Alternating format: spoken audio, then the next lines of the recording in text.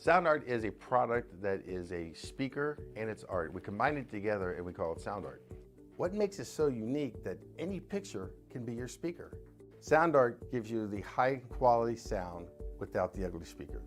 This isn't a picture with a speaker, the picture is the speaker. Just imagine your wedding picture uploaded onto a canvas and now it's speaking 10,000 tunes. I mean, it's a very cool concept. What we like so much about it that you can take anything that means something very special to you, upload it on the canvas, have it hanging up in your room, your balcony, wherever you want to put it, and now it's a speaker. I mean, how cool is that? It's something that we have that and no one has. No one has this product. It's just a great gift to give anybody. It's just a neat concept. Around here we say, art never sounded so good.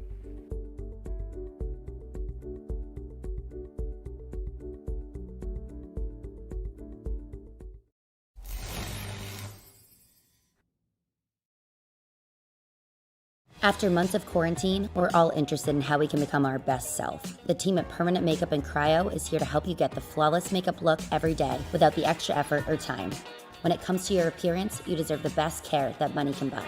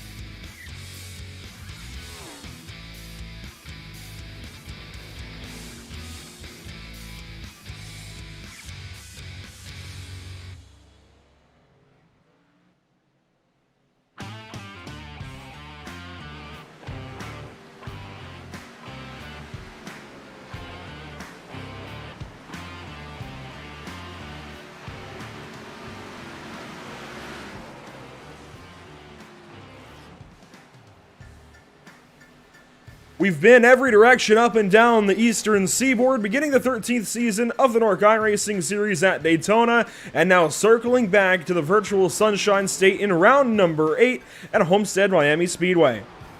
Welcome to the NORC iRacing Series on Pit Stop TV. Andrew Cardinale IV with Eric Brennan alongside, and Emerson Arden out and around the racetrack grabbing photos for us to enjoy on social media.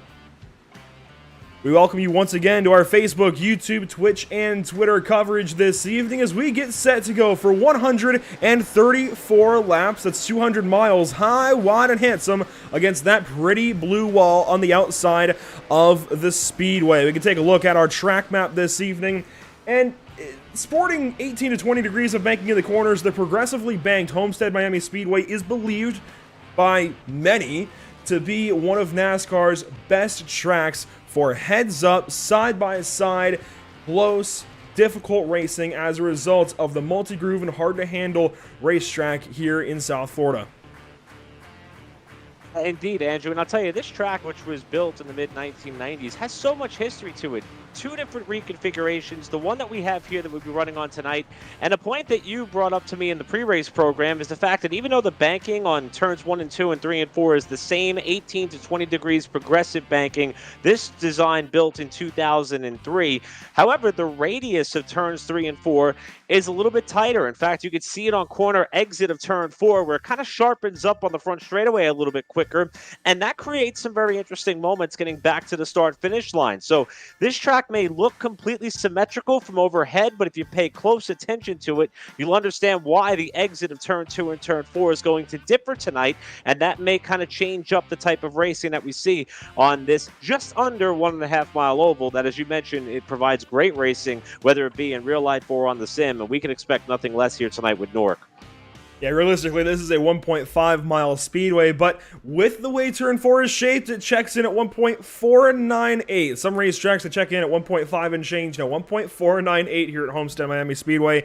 Just that little, those 2 1,000ths of a mile that make that big of a difference. But we've got point standings as usual. We'll talk about. We'll get right into it. Daniel Falkingham still atop the series with his 3 total wins so far through 7 races. Zoltan Herzeg, 21 points back with 2 wins now after last week at Dover. David Shutt comes in 3rd. You see Tyler Justice has slid back a little bit. He's now in 4th after the early exit at Road Atlanta, followed by a no-show last week at Dover. He told me he had a vacation, whatever going on last week. He knew he was going to slide in the points, but he's ready to get back at it this evening. That is, if he connects in the next little while. I actually don't see him on our practice sheet so far, so he could slide even farther, but Chad Oxendine is ready to take that 4th place away. John Barry not far behind. Guys like Will Klein, Cody Miller, those 2 are even tied coming into this race. Spencer Owens, Aaron Smith, Sean Williams, Howie Briss, all inside the top 10. If you look further in, Eric, we see some guys have slid quite a ways back. We were talking last week about Tommy Gossett and Zach Lindgren on that cut line. Now they're 17th and 18th. Attendance has been a bit of an issue for some of these drivers in points, but right below that cut line are a couple of drivers who made their presence known at Dover last week. Brett Pancari and Jared Darling. Those 2 drivers, they're separated by 1 point individually for 13th, but they're within 6 points of Howie Briss, who holds the final spot in the championship bracket as of now. It's just going to be the top 12. It's not based on wins or anything. I love the old school way in which NORC sets their playoff grid come the end of the season, but Pancari and Darling are riding a wave of momentum. Both of them were up in the top 10. In fact, Pancari was up in the top 5 at Dover. Sheldon Lockey, by virtue of his consistency and always showing up for the races, also doing a great job there, 15th. Scott Shire, but as you mentioned, Tommy Gossett and Zach Lindgren, 2 drivers who, by virtue of some misfortune or not being at the race at Dover last week, they got kicked down the running order, but they've had flashes of brilliance as far as strong finishes. So this cutoff line is going to get really interesting as it gets down to the point at which it matters most. And tonight could go a long way in deciding how that top 12 looks when it comes down for championship contention a handful of races from now. And throughout June into July, these points are only going to get more interesting because after this evening, well, we've got 1 week. Then we go to the iRacing Super Speedway in a couple of weeks' time. Plus, we've got 32 cars this evening. Everything is going to mix up. I love the dynamic that we have here in the NORC iRacing Series. 32 cars showed up so far. Oh boy, a whole lot's going to happen. And this is one of those racetracks where somebody is going to come out of the woodworks, I'd say, and is going to show that they are here to try and win a race. Even if they aren't up there in the point standings, someone is going to show up and surprise this evening. I'm just waiting for it. You may have seen on Facebook, Twitter, Instagram earlier on, we shared some power rankings earlier on that were carefully thought out through some algorithms with the help of Joe Donahue, one of our longtime commentators now here at Pit Stop TV, and a fantastic guy as well. If you pay attention to those over on Facebook, Twitter, and Instagram as the season goes on, you'll see how things will evolve. Those are based on stats, those are based on trends, and they're based on a little bit of opinion, just helping break some ties and things. Zoltan Hergzeg comes in riding a huge wave of momentum like you referenced, Derek. He comes in first in those power rankings. We'll see how that changes up. Also, worth noting, Brett Pincari, he comes in pretty high up there, and he just went fastest so far in qualifying, although he was the first one to get onto the speedway. Here is that number 35 car as he works his second lap of qualifying. Howie Briss now goes fastest. Yeah, Briss now is someone who is right on the edge of that cut line right now. Pincari, though, as we mentioned, momentum on his side. He's going to do what he can to try to keep that rolling on a track that it's hard to believe that you could put Dover and Homestead in the same category. Two different track surfaces. Obviously, the banking there is a bit of a relevancy between the two, but you know, you almost have to attack Homestead in a similar fashion to that of Dover. It doesn't race necessarily the same. We're going to see these guys scattered all about the racetrack and plenty of opportunities to pass, but as Will Klein goes to the top, he's somebody who captured a lot of attention by his steady climb up into the championship standings. Remember, he was someone we thought was going to come out and win the season opener at Daytona, was one of the first cars out by virtue of a crash. He too ran very well at Dover, and we can expect those results to parlay here at Homestead tonight. And right now, he tops the charts with about 2.5 minutes to go. We also see Ariati up to speed. He crosses under the flag stand and across the line, and where does he go? Well, I think that may have been his outlap. He's still got a ways to go to get a time in. You see him now working up the high banks in turns 1 and 2, and we'll see these guys drive these corners completely differently. He's sideways at a 2. Does he save it? He does, but that's going to completely throw that first lap away. Oh boy, I can't wait to see how these guys struggle in race conditions as well. Here's Tom Mercier on the speedway. Aaron Smith has just gotten out there as well. Here's his number 70 up alongside. Well, now he dips a little bit lower down in turns 3 and 4. That's what I'm talking about. He likely ran up towards the top in 1 and 2, a little bit lower through the middle there in 3 and 4. He got to arc down to the middle part of the racetrack, catches the wall, and he has gone around. That's obviously going to throw away his qualifying run here after he catches the wall. But here is the points leader, Daniel Falkingham. And it's hard to believe that he's somebody who we debated amongst each other as far as whether the momentum is on his side or if it's on that of Zoltan Hergzeg, who's closed up that championship gap a little bit. But one thing that this driver in Falkingham has proven to be is versatile. Kansas Speedway picked up the victory. Went to Michigan, got a win there. This track very similar to those two in a lot of capacities. And he also proved to get the job done on the road course at Road Atlanta. And if it wasn't for a mix and blend and pit strategy, he may very well have captured the flag at Dover as well. He is going to try to put that number 20 car on the pole here tonight at Homestead, and we'll see what he's got here as he comes off forward to complete this lap. To complete his first lap at speed, the number 20 will go third place. I really had to search for him for a moment. He goes third place, third fastest so far, just under a 10th off of Will Klein. And it looks like his second lap has been abandoned. So that's the best you can get out of Daniel Falking. And Will Klein looking to become a new pole sitter this season. We've had several pole sitters throughout the races thus far, but this would be his first if he hangs on to it in these last few moments. I say that, and Tommy Gossett. All right, buddy, the 54 car goes fastest. The Simnut Toyota Supra really laying down a lap. Yeah, and how about Gossett? You mentioned his return to competition here tonight, and he has gotten himself up in pole contention. Only driver on the series who has more than one pole so far this season is that of Zoltan Hergzeg, who is yet to lay down a lap according to the timing and scoring that's in front of me. As the clock runs out, Gossett will come to the line to complete lap 2. Looks like he's not going to make it. The lap of record will stand, and Gossett will be leading us down for green here tonight at Homestead. So Tommy Gossett will take the pole time. It's not quite a lap record. That was set in 2016 by Bobby Zelensky, and Tommy about a second and a half off of that, but we can add him to the list of, well, the growing list of pole sitters like Sean Williams, Zoltan Hergzeg, Daniel Falkingham, Chad Oxendine, and Tyler Justice. All cars getting ready to head to the grid this evening, getting ready to go for 200 miles of action. Let's walk through our starting grid. On pole, we talked about it, Tommy Gossett. Last second, goes fastest. He will beat Will Klein to the punch and take that first starting spot. Starting third this evening, David Schutt in the 5, and points leader, Daniel Falkingham to his outside. Starting fifth, it's Howie Briss in the 97. How about Hayes Booth? He's always quick in qualifying. Hopefully he can close this race out and have a fantastic finish in that 11 car. Starting 7th, John Barry, league owner here in the NORC iRacing Series, alongside Hot Shoe Brett Puncari. Starting 9th place this evening, Chad Oxendine, North Wilkesboro winner, alongside somebody who's on a roll, Ariati.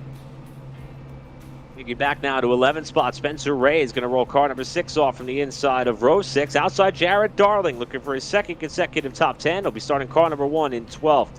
TCB, Tyrell Baker, car 25 will be 13th. 14th, Tom Mercier will be starting right smack dab in the middle of the pack at car 68. 15th starting position will take you back to the inside of row number 8. Cole Freilich in the 15, and Sheldon Lockey trying to make up points to get in that top 12. The 69 will start 16th.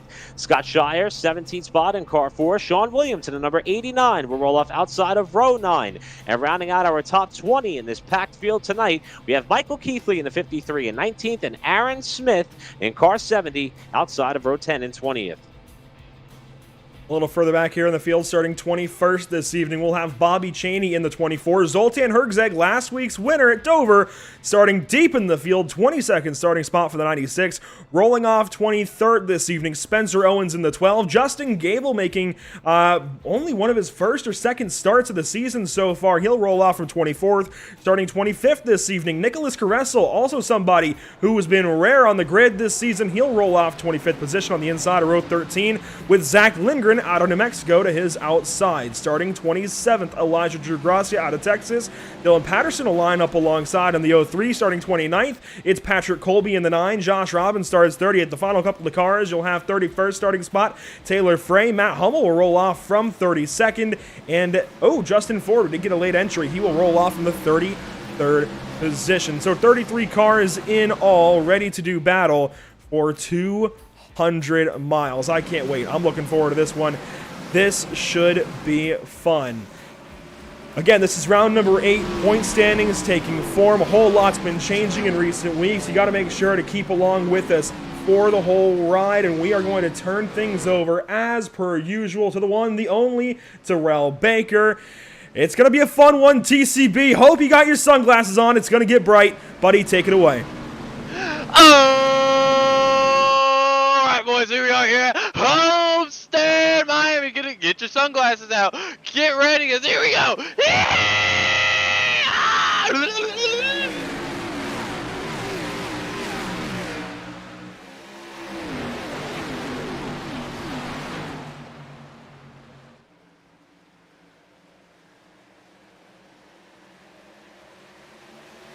Down the back stretch, a lead change already as David Schutt takes command. You see, we'll race now to turn 3. Falkingham up the inside of Tommy Gossett. And already we've got some problems. It looks like several drivers, at least from my end, are blinking out. Now we've got it all sorted out. And out of turn number 4 to lead the first lap, it will be David Schutt in the iRacing Chevrolet. Caution flag out on the speedway. Caution for a crash off turn 4 at the end of that first lap. It looks like it happened at the middle of the field, and you were right, Andrew. When we kicked things off here, there were a couple of cars that got way up close to the wall, and things got really tight as Schutt went 3 wide for the lead in turn number 1 to take over that top spot. Falkingham had a look as well up towards the head of the field, but the carnage ensued off turn 4. This is off the exit of turn 2, so a couple of drivers starting to spread out wide and fall to the back of the field. We'll get a better idea later on when we get to see the positive and negative results that we've had so far in this race already, or some of the pluses and minuses we've seen from starting positions. But a couple of cars flirting with the outside retaining wall off 4, and it all accordion back together on corner exit. And you see there, I believe that Spencer Ray was one of the first cars to go sideways, and a couple of the other competitors didn't have anywhere else to go. Take one more look back at it, see if we can't diagnose some of what happened. It looks like we were, well, of course, we got the yeehaw from TCB, but I think he's going to be involved in a little bit of contact here with Spencer Ray on this opening lap out of the final corner. You see Pancari bottom left of your screen, and Spencer just gets a little bit loose, actually. No contact from TCB, goes around right in front of the entire field. I don't think anybody hit him. But we were losing some cars there as we came across the start-finish line. We will take a look momentarily at his car to see if we can find any damage, and I don't see any. That is literally a bullet dodged at the start of this race.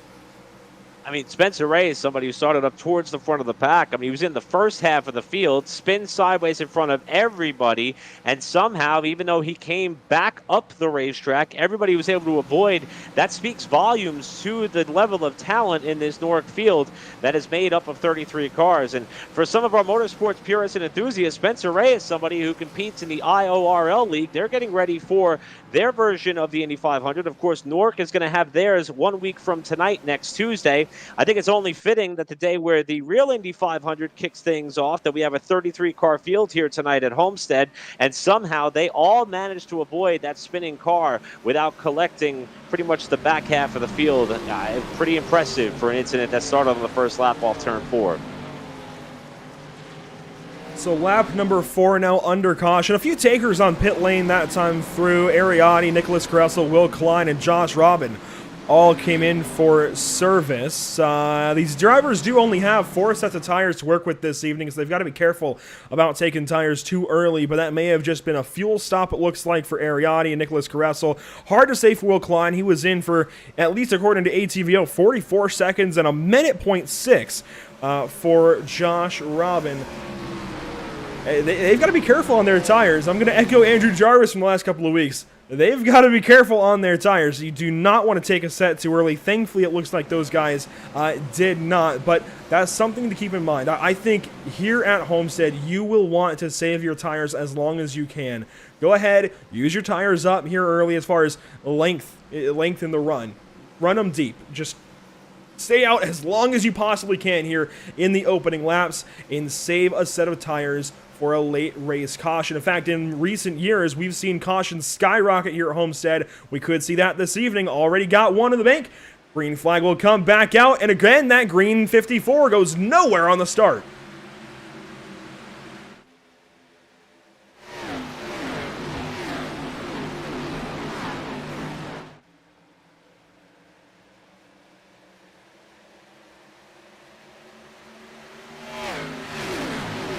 Slightly better this time from Tommy Gossett. Falkingham isn't to his inside just yet, but he'll look low into 3 and 4. Tommy closes the door as David Schutt will lead once more out of the final corner. This race comes down to a late restart as they're 3 wide behind him for 4th off the corner. John Barry nearly got clipped there by Hayes Booth. You're going to have to watch that inside lane for restarts all day long. It just doesn't seem to have the same level of traction as the car on the outside, and that gave David Schutt an opportunity to propel himself out towards the front of the field. Here comes Falkingham, though, with a great run off, too. Going to try to pull up alongside that Supra of Tommy Gossett on the back straightaway. The fight for second rages on in 3 with Howie Briss looking on. Howie Briss up the inside, and he's making things difficult here for Tommy Gossett. They run side by side up out of turn number 4. David Schutt is not checked out just yet, especially if Daniel has anything to say about it. Watching the battle for third still, Tommy Gossett outside, Howie Briss inside, and the Exalted Chevrolet will dive deep down to the inside of turn number 1 and nose ahead, at least for now, of the Simnut Toyota. As they come off the corner, Briss nearly washes up into the side of Gossett. They stay off one another by about a car length's width on the back straightaway, with Gossett propelling back out in front. Look at Briss dive that thing down in the corner. One of the things we've yet to talk about today, Andrew, with this Xfinity car, you don't have all the grip that a Cup car would on this very wide and worn out surface at Homestead, Miami. You got to be careful underneath another car because you can get loose quickly and up into the side of him. That time, Briss keeps it off the inside of Gossett, and we've got Falkingham closing up quickly, using the bottom of the racetrack to try to chase down Schutt for the lead. Yeah, Falkingham has quickly closed into the back end of this iRacing Chevrolet, and Daniel's looking for glory already. Not even 10 laps in, and he has really worked up to David Shutt. He's going to have something for him, I think. We're still early enough in the run. These tires have not faded just yet at all. I mean, sure, I'm sure there's a little bit of fall off from fast lap times, but there's still going to be tons of grip for these guys for sure. Working into turns 1 and 2. Now, on lap number 9 of 134, not even a tenth of the way into things, and we're starting to see some separation. By the performance that we're seeing so far out of these two, being able to commit to the top and bottom lanes with Shutt and Falkingham now in a bit of a race of their own. They've driven away from Gossett, who holds third, Howie Brissett fourth, and we've got the North Wilkesboro winner, Chad Oxendine, trying to crack the top 5 here tonight, but the battle for the lead is nose to tail off 4. Falkingham has chased him down. They got a second over that battle for third. We'll see if Daniel Falkingham will look for the lead in turn 1. He's been very good on the bottom. He'll stay down low with Shutt rim riding up top, and the battle for the lead is nearly side by side off 2. Almost side by side. Falkingham has to relinquish that position for a moment. They stay nose to tail down the backstretch. Now, there is some chatter in the YouTube chat. There are separate Indianapolis 500s next week. We'll have an Indianapolis 1000 Tuesday and Wednesday. I want to clear this up. May 25th, 5:30 p.m. Eastern, we'll begin our coverage of the NORC Indianapolis 500. Then the day following, Wednesday, will be the IORL Indianapolis 500. Tuesday, Wednesday, 2 separate 500s. Make sure you're there. But Falkingham is up to the inside of David Shutt, looking a bit like IndyCar racing. I'm surprised that 20 was able to hold on in dirty air and just drive to him into the inside. I mean, the tires are certainly working for him. Takes the preferred bottom side and motors on by, but can he clear him? Momentum goes David Shutt's way, maybe a drag race to the line, barely side by side. I think the move is going to happen in 1 and 2. Falkingham showed Shutt a lot of respect there. Homestead is a track that is privy to showing you perhaps a late race slide job if and when necessary. Lap 12, of course, is not the time to do that. As you see, Shutt have a bobble off turn 2. Falkingham with an equal slide as well. They'll remain side by side for now. But Falkingham, even though he's been able to kind of inch a little bit further ahead, he's not ready to be too aggressive to try to cement that spot with Tommy Gossett now closing in on both of these drivers. But you've been preaching, there's that slider up the racetrack. And Andrew, I was about to say, we've been preaching tire conservation and the importance of making sure that you could make that rubber last for as long as possible. Typically, the bottom of the racetrack's a little bit harder on those right side tires. We see Shutt now with the crossover to the inside. I'm surprised at how committed to the bottom lane some of these drivers are to try to make these passes early, because that may come back to bite them in the long run. Yeah, it's a fickle thing, tire wear here in iRacing. Of course, you want to move forward when everybody is packed together because, of course, if you wait, you're going to have to go much, much further through the field. But if you do save tires, you'll have a little bit better grip later on. I mean, it's so tough. What do you do? I mean, it's 6 to 1/2 dozen the other, quite honestly.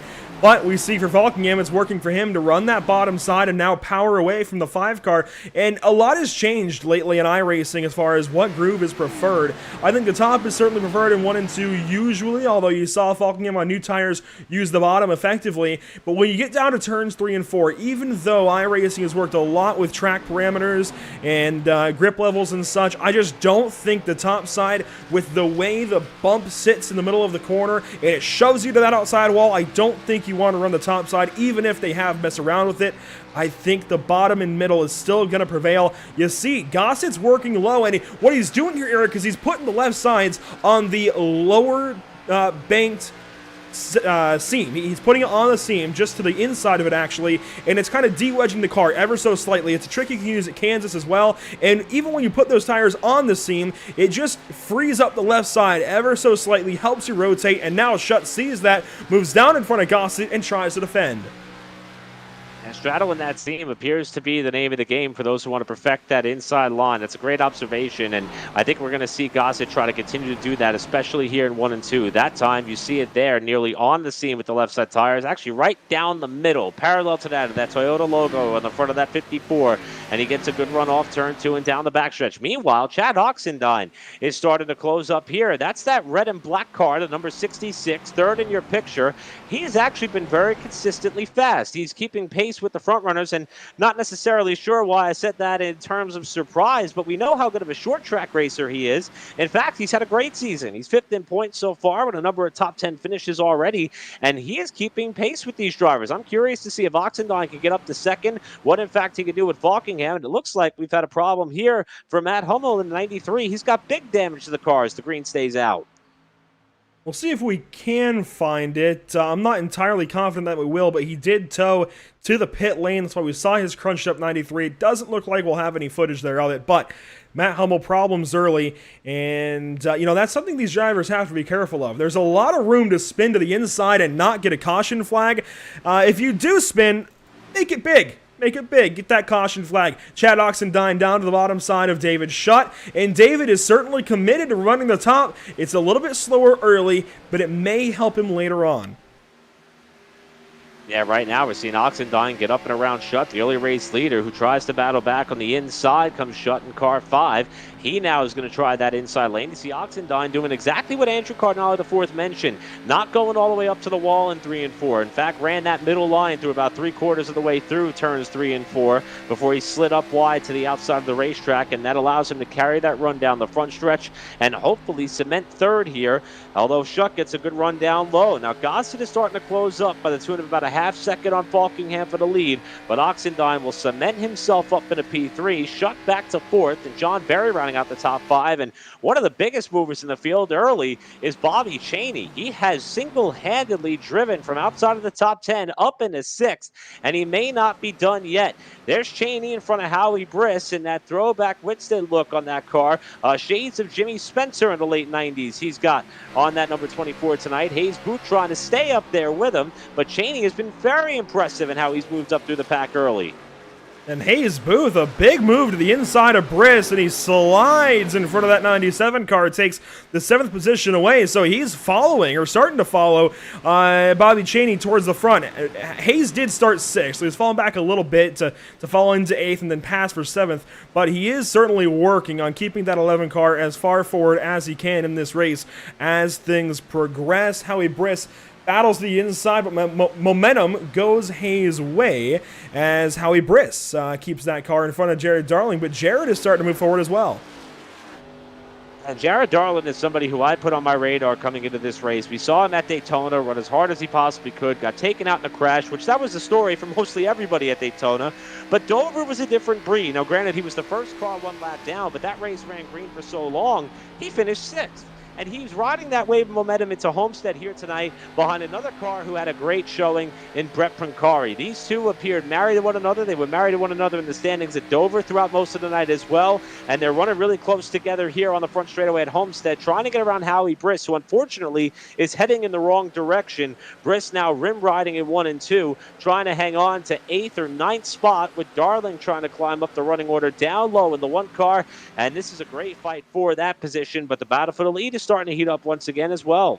Suddenly, Tommy Gossett comes alive later in this run. Now, he set pole time and immediately fired off slowly. I'm just going to be honest. Did not nail either one of our, be it the opening start or the immediate restart thereafter. But as this run goes on, Tommy's got something. He is moving forward, and he is all over the back end of Daniel Falking. And we could look at a career day for Tommy Gossett here at Homestead. Yeah, Gossett, of course, somebody who has shown us so much speed during his NORC stint. And you mentioned that with the success that we saw with that Toyota branding, in fact, it was earlier this season that we saw one of those Supers go to victory lane. But Tommy Gossett wants to be somebody who delivers it.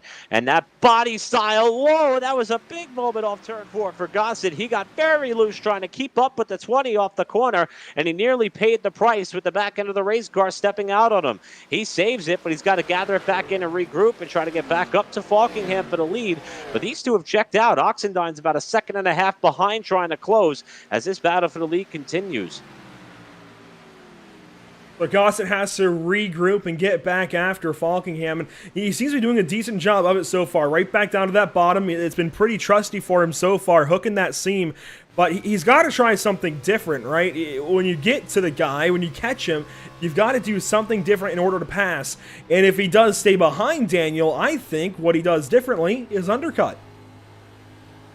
Yeah, that may be the one thing. You see him here trying to keep that car a little bit lower to get some clean air on the left front fender, helping that car turn a little bit better. However, I'm with you, though, Andrew. That may be what he's trying to do, is perfect that run off the corner and try to undercut his way through. Last time, though, it nearly bit him trying to stay with him. And Falkingham protecting the inside lane here through 3 and 4. And that was how Falkingham got up to the front of the pack. And you see the hands starting to get a little bit more twitchy on Gossett here as this run goes on. And we're starting to see a lot of these cars start to slide around now that they've knocked the new off these tires as we've been underway here for about the last 22 laps or so. Remember, we had the caution on lap 1, restarted. Oh, Falkingham with a big slide for the race lead. This is good stuff. This is why we want 750 horsepower and low downforce in the NASCAR Cup Series. Falkingham down to the inside, drives it to the bottom side of, Gossett drives to the inside rather of Falkingham. I think I got that mixed up for a moment. Regardless, new race leader, 54 car, takes the point out of turn 4.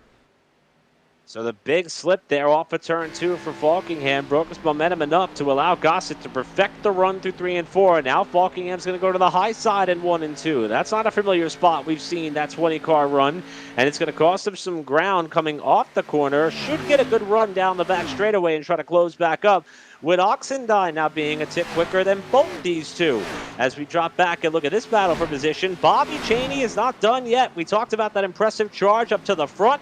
Look at him cracking the top 5. What an amazing start to the night for Bobby Chaney as he's gotten by John Berry and Brett Pancari for the time being. We may have just had a problem for David Shutt. You saw him drop through the order. I believe he's starting to have some connectivity issues. Pumps back into 4th place. So hopefully that holds on to the driver, for the driver of the 5 car. You see him in front of this battle with Bobby Chaney and Pancari as they drive by John Berry. That 74 car, he's been great this season. Comes in a fantastic position in the points and fantastic stats to boot as far as getting top 10s and just notching good finishes. But he's going backwards right now. We're nearing 100 laps to go, so we're a little ways into this race, about 50 miles or so, a little bit under right now. It's Pancari, a fantastic drive to the inside of that 24, and Chaney's starting to go backwards. These guys are just swapping positions left and right, but John Berry's got to figure something out and move in the forward direction. And we talked about it earlier, how this track is conducive to that rubber band effect. Drivers who push hard very early and get themselves closer towards the front of the pack, they find themselves in a position of strength early and then are in danger of falling back at the end of the run. And I'm not sure that maybe we're not seeing that out of Falkingham, who led early, or Bobby Chaney, who rode his way up to the front of the pack quickly. We're starting to see that unfold here maybe with a couple of these cars, and that comer and goer effect is going to continue here as this race progresses, with Chaney now back to 6th and Berry hunting to try to take that spot away off too. All the way down on that white line. We haven't seen them paint it until now. They do so through 1 and 2. I'm surprised by the usage and the speed on the bottom this evening here at Homestead. Usually, we expect these guys to go to the top in 1 and 2. I even mentioned it a little while ago, and then drop down in 3 and 4. Right now, it seems like it's bottom line dominant, but you know what? We thought the same thing at Kansas, and we saw the same effect. So, again, I go back to iRacing's changes of track parameters, track grip, and I think that's changed Homestead as well, as John Berry drives down to the inside and might have a pass here momentarily. Berry now trying to make that bottom lane work to his advantage to see if he can get up and around that number 24, Chaney. There's that crossover move we love to see at this racetrack. Chaney timed the run off the corner on the outside perfectly. Now darts to the inside in 3 and 4. And this is a part of the racetrack where we're not exactly sure what the preferred line may be as they tighten up off the corner. It could get dodgy here on the exit of the turn, even running by yourself. And that time it's Berry with the advantage up top to cement the spot for now. Chaney 7th, Hayes Booth riding just behind in 8th. And how about Zoltan Herzeg, the driver who did not turn a lap in qualifying? Many of us penciled him in as one of the strongest drivers in the NORC field right now, even though he's 2nd in points and is 1 win shy of tying Daniel Falkingham for the most wins in the season thus far at 3. Herzeg has quietly worked his way up into the top 10, and he's not done. He's got a good run here on Booth for 7th. Make that 8th. He started very deep in this field, and he wants to move forward quickly. He's done exactly that. The number 96 Chevrolet is quickly into the top 10 and closing on more. You see Pancari, he's got company now from David Shutt after passing that 5 car. It looks like you can easily get past somebody, but then they hang on to you and they battle, and then they might easily get past you, and then you'll be able to hang on to them. So I just love that these guys are able to go back and forth, keep throwing moves on one another, and even when somebody's trending one direction, you never quite know exactly what they're going to do over the course of a few laps. It looks like Zoltan maybe had the 8th position momentarily. He's got the top side of Hayes Booth, and a bobble from that 11 car promotes the 96 into the 8th position. More battles further back. Let's take a look at some of them. In fact, Aaron Smith has company, or rather, yeah, he has company from Zach Lindgren, as we found Howie Briss. He has dropped all the way back to 15th spot. Briss is somebody who is struggling with long run pace on that number 97 car, and as we mentioned, Briss is the driver who comes into the night 12th in the standings. He is on that cutoff line and needs a good run to boot, because some of the drivers who are up in the top 10 right now, like that of a Brent Pancari, like that of a Jared Darling, are the ones chasing him. And Briss continues to struggle and fall back. He's now got Patterson trying to make the pass, as well as Josh Robin in the 8 car on the front straightaway. Briss continues to go in the wrong direction as far as how the standings are concerned, and he's got more cars coming up behind him. That's Ariati, who's going to fill up the rear spoiler off too, and Howie Briss continues his slide down the running order as this long run continues. It was actually Nicholas Caressel who's moved his way up into 15th spot. I think one of his first or second starts of the season, and he's looking pretty good so far. But this is on board with Ariati, who he has a couple of back-to-back top 10 finishes, really solid points gains. He's moving his way up in the power rankings as well. He's into our top 10 despite being 25th in the standings. He needs to do some work this evening, but he is trending upwards. He's on the back end of Howie Briss in the 19th spot, and I think this 23 has some speed this evening. Lindgren, meanwhile, has worked in front of Aaron Smith, and Josh Robin is headed backwards as well. Now the 70 car has to dip to the inside of the 8, and Josh Robin is headed in the wrong direction to join that of Howie Briss. So a lot of great racing going on here at the mid portion of the pack, just outside the top 10, 3 wide off the corner. Oh, that was close as they come down the front straightaway, and now a big move's going to be made there mid-pack as we still, this is one of the things we love about this series, Andrew, the fact that we are this long into a green flag run. We're starting to see these guys slip and slide, and we've still got battles like this all around the racetrack, and so far everybody's been able to keep it straight, but it's getting close to catastrophe here as we watch this battle on the backstretch. Scott Shire now to the inside of Josh Robin. I was mistaken at first. That was Dylan Patterson. He's shown as the 8 for some reason. I know these guys run plenty of leagues on the iRacing.com service. Must not have changed his number in time, and he's displayed on the racetrack as the 8, scored as the 03, and Shire's got something for the other 8 car, Josh Robin.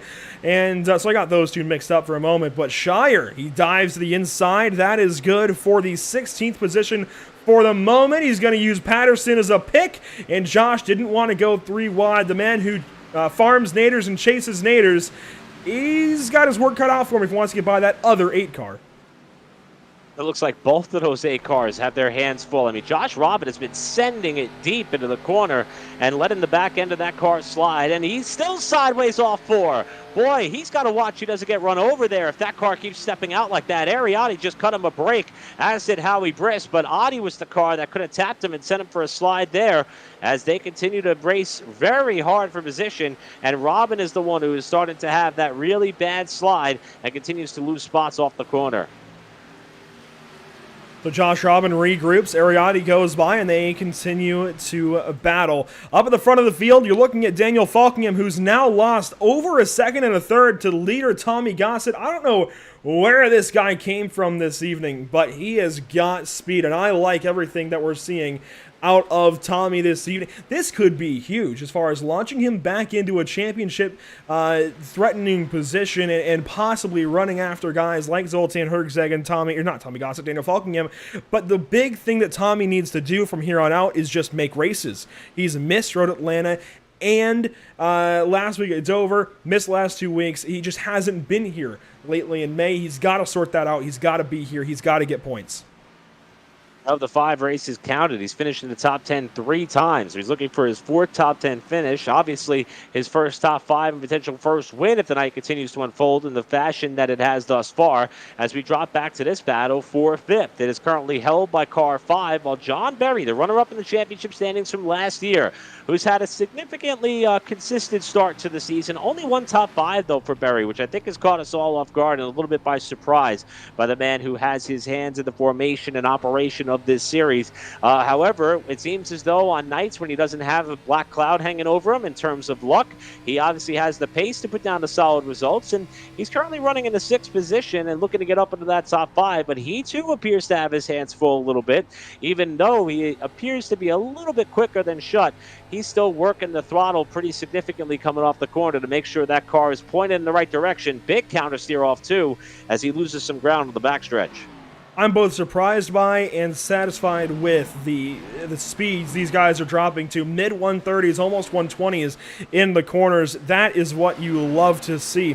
Now, I talked earlier about Will Klein having pitted under our first caution flag. It looks like he's got a little bit of right side damage. Don't know if that was before or after that caution, but he has worked up into the top 10 and into 7th spot. So if he took tires, that's a big brain play. If he didn't, he's just good. And I think we know that he's just good, but this is still incredible so far from Will Klein. He's driven into the top 10. Let's see where he started this evening. Says 2nd.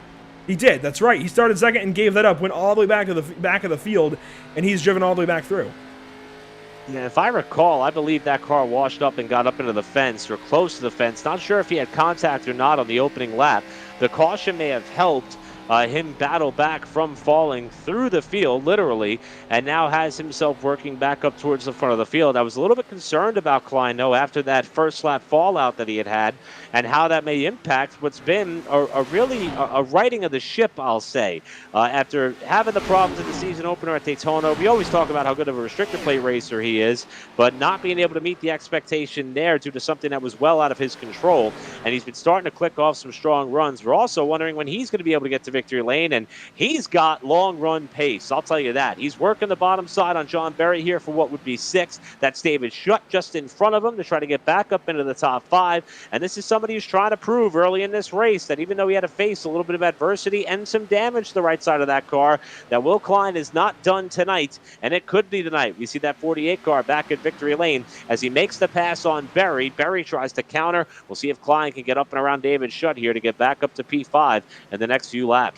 Well, and there's a reason he comes in 3rd in the power rankings despite being a little bit lower in points. He's just good. We know that. We know Will is one of the better drivers in the series. He comes in with one of the better I ratings as well. He's working on that 5 car, and I think he's just about got him. Yep, to the top side he will go, and he should have David Schutt soon now that he's alongside. Although, he didn't quite commit to the top and get the full run, and now he's going to maybe cross up to the inside. He will do that. The bottom in 3 and 4. We'll see if he gets them. Really impressed by this pace as we see Klein work the bottom line on Schutt, who blinks out of the screen, albeit momentarily, and a good run for John Berry on the very bottom of the racetrack at 3 and 4. So far, we've not seen David Schutt's car reappear, so that could be problematic if he does, in fact, come back into your picture. And how about this? Pit stops are underway. You're on lap 47, the point leader, and the driver who is 2nd in this race, Daniel Falkingham, in for service on what is a very busy pit lane. He stops it in the box perfectly, and we'll see how he fares on the pit stop here as Gossett remains on track. I don't think he could stay out for long. Other drivers who have pitted so far include Terrell Baker on your screen now, including Aaron Smith, Howie Britt, Dylan Patterson, Sheldon Lockie, Tom Mercier, Cole Freilich, Michael Keithley, Justin Ford. They all snuck in, and now we're just waiting on race leader Tommy Gossett to make his move. Still on the racetrack, this number 54. I mentioned earlier about a possible undercut for Tommy if he couldn't get by Daniel Falkingham. Well, he's just been undercut. Does he try and stay out longer and run those tires and try and eliminate a pit stop? Or does he come in and take tires reactionary to Daniel Falkingham? He's staying out, and I think I like this. If you miss the mark with the pit stop, take a chance, especially when you come in almost out of his top 20. He's got to do something to rejuvenate his season, and this could be it. Here's the other element to think about. I mean, the fact that now you're going to have guys out there on fresher tires, a lot of variance in speeds between two halves of the field here. if Tommy Gossett could catch a caution, he's going to pin a lot of really quick cars a lap down who may either have to lean on a wave around or have to fight for a free pass later on. This could turn into a very big competitive advantage for Tommy Gossett should he be able to be lucky if someone has a problem on the racetrack. And judging by how hard this race is going on here for what looks to be that of about 6th spot between Hayes Booth and Bobby Chaney, that's not out of the question. But there's the evidence is how much these new tires matter. Falkingham, fastest lap of the race that time through. He's trying to make this undercut work, but he needs it to stay green as he now unlaps himself on Gossett. Goes right on by Tommy Gossett. That's the difference in tires. So if you're Tommy, you've definitely got to wait on it now. You've got to run a bit deep into this run, and I don't think he's doing that. He's slowing down. He's coming in. Tommy Gossett, we'll see how this works out. I'm not entirely confident in it. He'll come in, he'll get his 4 tires and fuel.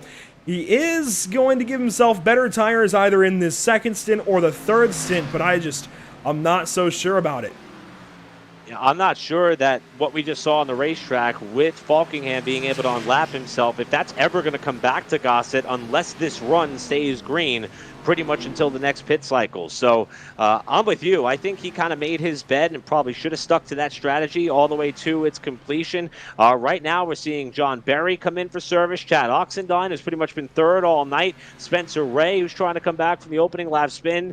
Pit road is still a very, very busy place. You see Zach Lindgren finishing up service in the 85, but Brett Pancari, Will Klein, Hayes Booth are a couple of the cars that remain on the racetrack. They may try to take it as far as they can.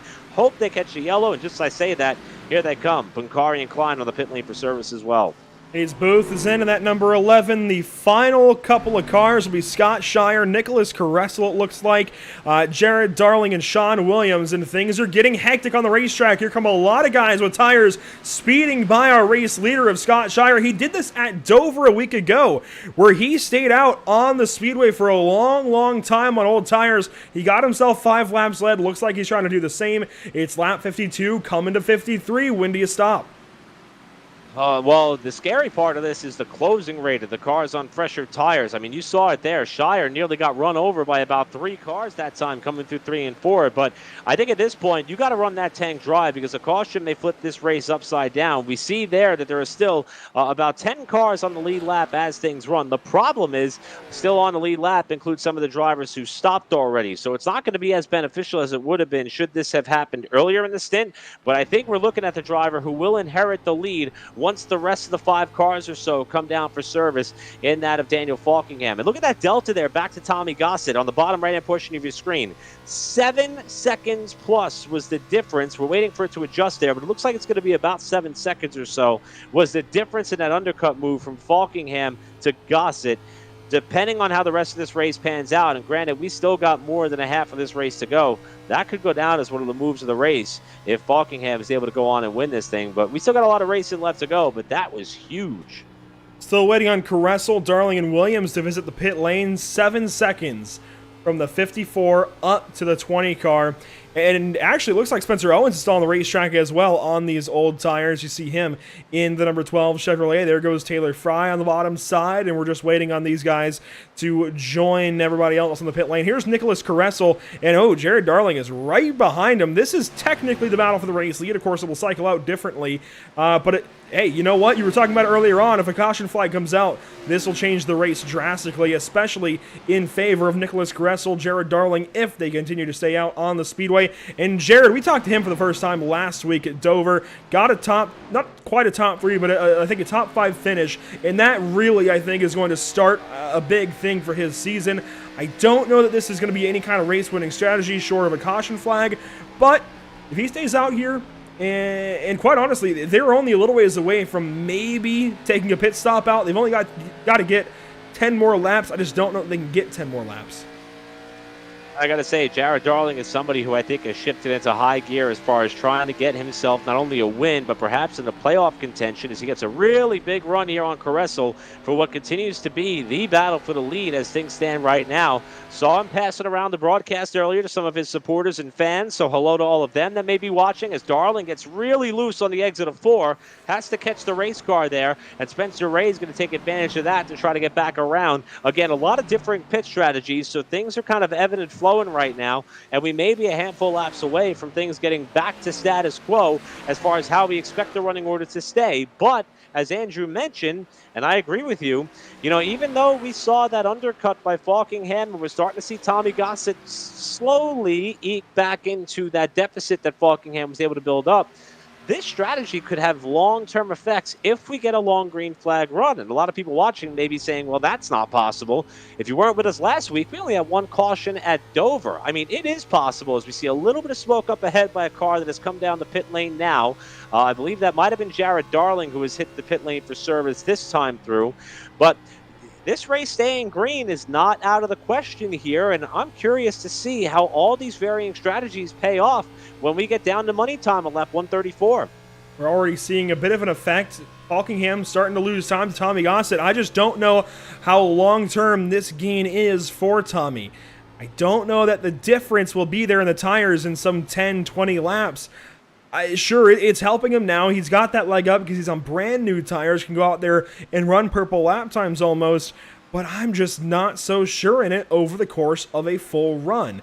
At some point, the tires will plateau. They'll just drop off and they will stay about there, and they'll all be struggling for grip. And at that point, the margin for error is so much larger. Tommy's really going to have to bust his rear end if he wants to keep gaining. You see Daniel Falkingham is almost closed in on Nicholas Caressel, and it looks like Caressel will pit this time by. Will finally relinquish that race lead. Does Sean Williams come in? He does. And I think you mentioned it there. I mean, without the help of a caution, it looks like it's still going to be 2 more stops for those drivers. They didn't necessarily get us there to that point of the race where they could be confident to make it on 1 more stop. So it's going to be pretty tough for them to go the distance after this without masterful fuel-saving measures and also perhaps a lot of yellows, which would pretty much throw a wrench into the whole thing as is. But that gap has come down between Falkingham and Gossett to the tune of under 5 seconds. But I hate to agree with you on everything, Andrew, but I believe you're right. I think at some point that is going to stabilize, that gap that is, and things are going to begin to run out. So at the point where Tommy may have to think about what he could do to perhaps undercut Falkingham on the next round of stops, but you can't do it too much because I think that they're going to try to make sure that they put themselves in a position to hopefully make it the rest of the way and split it if at all possible. But already we're starting to see Gossett kind of fight back to the right a little bit there on corner exit. I think he's already gotten so far into this stint that right rear is begging for some help.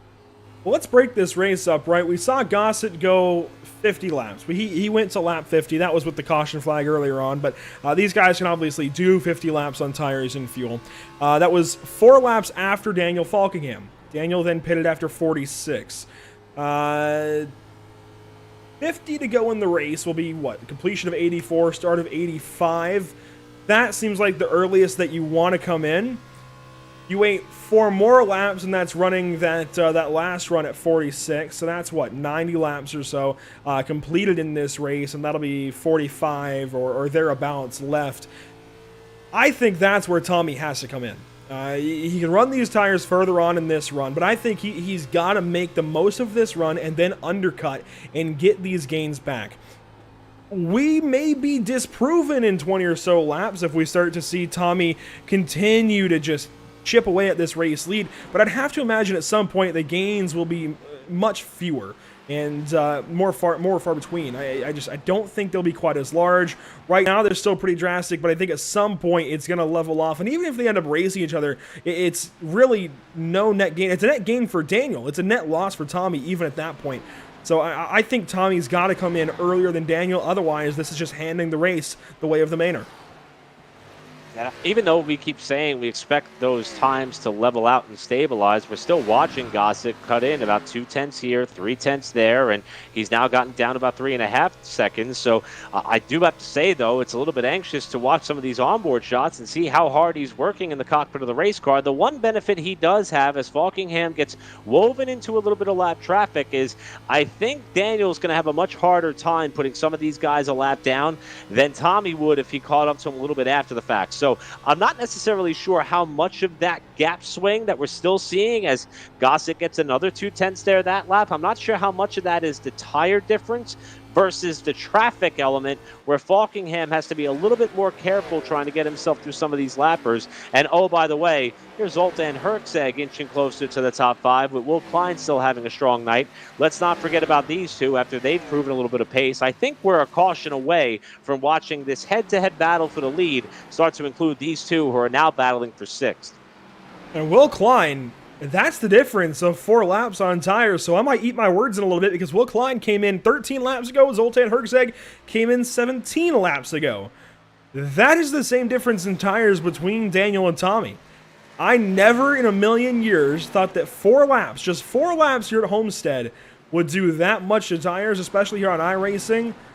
Apparently so. Apparently it's a possibility. We could see something really interesting here happen this evening. I think everything we thought we knew has to be thrown out the window, and we've just got to watch out for that 54 car. Keep on high alert. Let's put out a bolo on Tommy Gossett.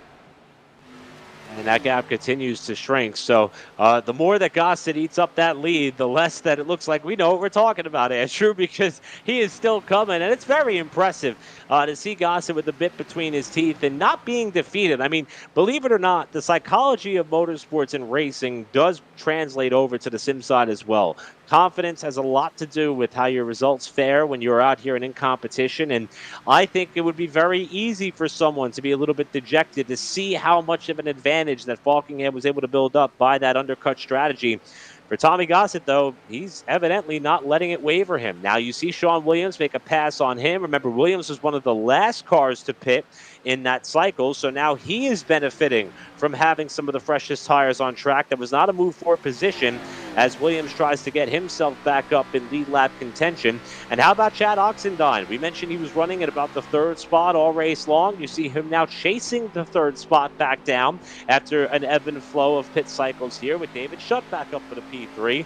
So we're starting to see the fight for 3rd begin to intensify. The fight for the lead continues to close up. Shutt nearly clipped the wall off 4. Oxendine's got a big run here. Yeah, that 66 car has got something, and he is quickly moving up to the 5. A difference of 3 laps on these tires. Shutt undercut that 66, and now Chad works back on by. The other thing we do have to keep in mind that I was overlooking for quite a while is Tommy's better on the short run. We saw that in that opening green flag stint. He's just better on the short run. Who knows what's going to happen? All we can do is strap in, sit back, and wait for this ride to take us through it all. I do want to spotlight, though, this 35 car. I cannot speak highly enough of Brent Pancari right now. This is really, really surprising for me to see him doing so well, but also it's a happy surprise. I'm really glad we're seeing somebody just pop in here and start to run really, really well in this season. Brent Pancari in the top 5. There's a reason he's rated so highly on our power rankings coming into this evening, and he's only going to continue to climb in the points. Yeah, not only will he climb in the points, he'll continue to climb in our power rankings. I mean, you know, with the championship reset that'll be coming with that top 12 come playoff time, you know, Pancari's putting himself in a position where this level of consistency and strength could really be rewarding come season's end. And it's not just a matter of the results he's putting together, but it's the fashion in which those results are coming. We mentioned only 1 caution at Dover. That means that Brett pretty much drove his way up into the top 5 and stayed there. He's pretty much drove his way up into the top 5 and is staying here at Homestead against a very stacked field. I mean, look at some of the cars he's in front of right now. Will Klein, John Berry, Zoltan Herczeg. He's not getting these positive results by virtue of attrition or luck of strategy. He is earning them by just going out there and showing that he knows how to get the job done. And he's continuing to climb his way further forward. That's 4th place. David Shutt out in front of the windshield here in turn 1. So I'm with you, Andrew. Pancari is really starting to put his name into the mix of guys who can go up there and perhaps maybe win a race or 2 this season and be in championship contention, as opposed to just sliding his way up into that championship race toward the end of the season. And it's fun to watch. All he's got to do is keep himself in that right position, right? When the time comes, as long as he is in that beneficiary position, suddenly something's going to go his way. At some point this season, I've got to believe, with all the completely different races that we've got on this calendar, something has got to go the way of the 35 car. Let's actually talk for a moment about that calendar and the races that we expect to see throughout the season here in NORC iRacing Series Season 13. So we've got a lot to look forward to still. We've had Daytona, Kansas, Michigan, North Wilkesboro, Kentucky, Road Atlanta, and Dover. Whew. Take a breath there. Homestead this evening, iRacing Super Speedway in 2 weeks to start off June, then I think literally on June 1st, that's interesting as well. Then Iowa Speedway, Nashville Fairgrounds, Auto Club, the duels at Talladega, Martinsville, Road America, Atlanta, and Legacy Daytona to wrap up the regular season. Then, Eric, we head to Indianapolis, Texas, Bristol Dirt, Darlington, Phoenix, Chicagoland, Las Vegas. The thing I like, there's a lot of driver racetracks on that schedule. You've got the super speedways to kind of mix things up with the iRacing Super Speedway and Talladega duels. You've got the short tracks like Iowa and Nashville. You've got another road course, which Daniel Falkingham's licking his chops on there, with Road America still to come. Legacy Daytona to settle it all is a last chance wild card.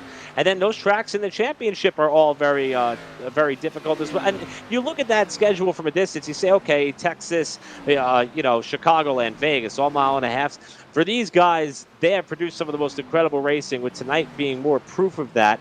And I'm excited that things are going to wrap up at Vegas, because that has turned into a very fun track on the sim as well, and on the real life spectrum of things.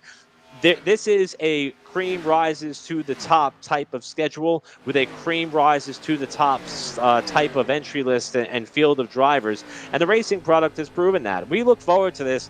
I mean, even when we talk off the record about some of the series that we cover on the platform, this is one that we look forward to, not just because of the following it has, but just because of how much fun the drivers are and how good the racing is. I mean, we leave these races at night each and every week with enough adrenaline in our veins to line them up and do it all over again. I know the drivers need a break, but we sure as heck don't.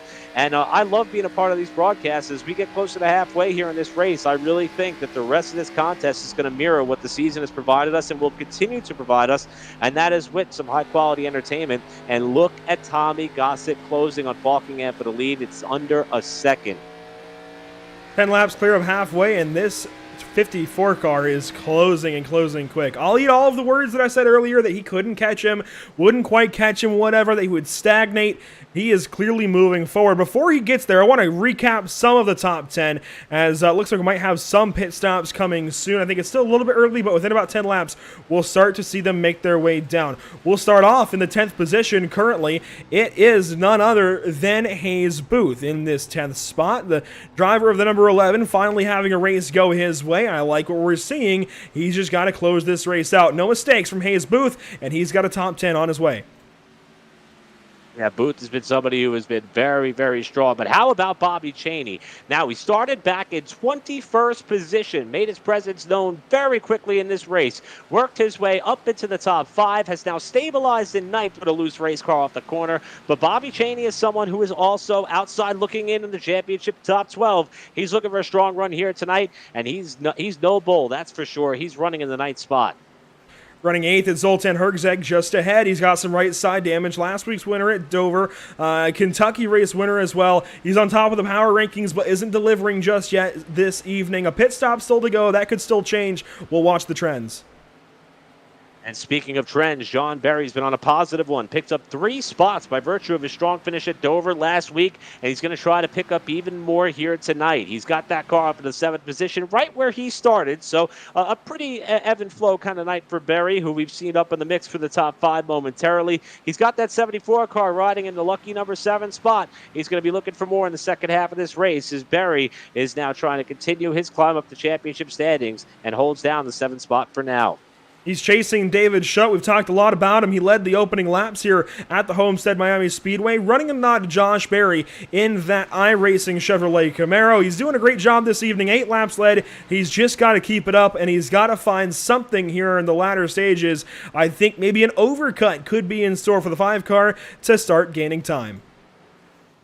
Will Klein comes into the night with 3 top 5 finish. As they run, he would be able to potentially capture his 4th. However, the box score doesn't tell the whole story. He got into the wall on the opening lap, fell to the tail end of the pack, has worked his way up in the 5th spot, and that is where it currently rides, perhaps hoping for a caution to see if he's got something for the leaders. But it's been a great night so far for Will Klein, who comes into the night 7th in points, and he is strong tonight on a long run. Speaking of leaders, one of those this evening is Brett Pancari. He continues to move forward now into 4th.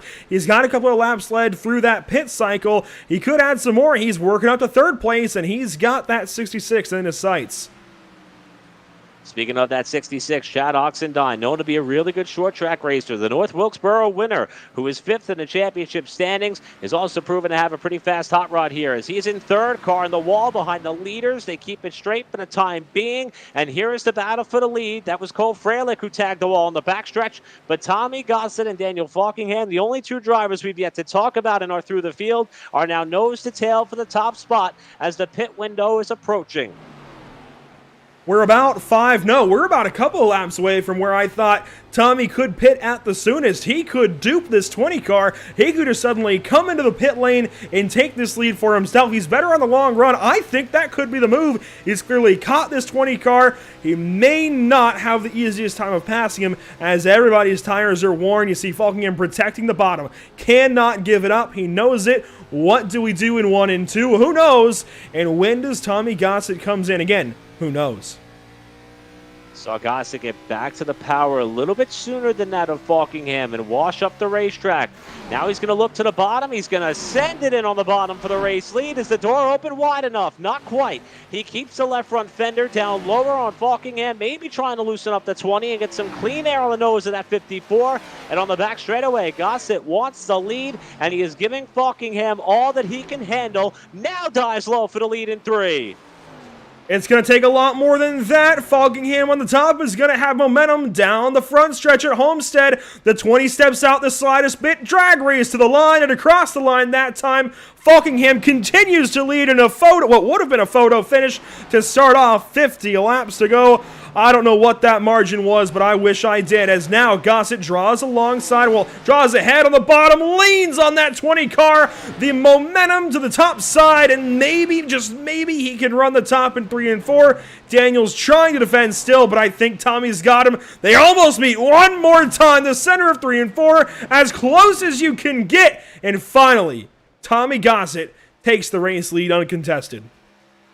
That was good stuff. I think all of us were wincing a little bit as Gossett sent it in a little bit deeper each time, and Falkingham tried to hold him a little bit tighter each time, and Gossett now has the edge. So this is the point where I think we admit to all of our listeners and watchers, we were wrong, because Gossett worked his way back to the front and was able to muscle his way up to the race lead. Now Brett Pancari is trying to do the same for 3rd as he has chased down Chad Oxendine here in the fight for 3rd spot.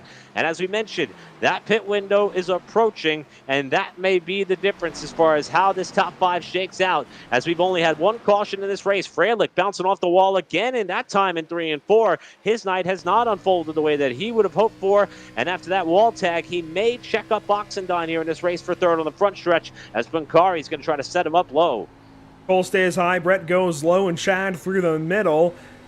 Brett's finding some grip, and I'm actually surprised by this for real this time. He's only got 1 lap advantage on Chad Oxendine's tires, whereas Tommy had 4 laps on Daniel Falkingham. So this isn't exactly what you would have expected when the pit cycle finished up, but clearly the 35 has something. He's turning a lot, though, center of the corner, loses all of his nose, and, I mean, he is just pushing 1 into the pit lane, and that is Dylan Patterson. Patterson is going to be the first to break from the track to the pit lane. Patterson was running 1 lap down. Again, scored his car 0-3, designed his car number 8. And you see he too has a little bit of right side damage on that car by virtue of some contacts earlier. In fact, we might have an opportunity to go back and get a look at one of the things that have unfolded in this race so far, perhaps for Patterson, and it is. And this is that entrance to the pit lane. A very tough entry as you come off the banking. Patterson way on the brakes trying to get it woe down. And I'm not sure if he got it woe down in time without getting a penalty there. Andrew was certainly carrying a lot of speed there.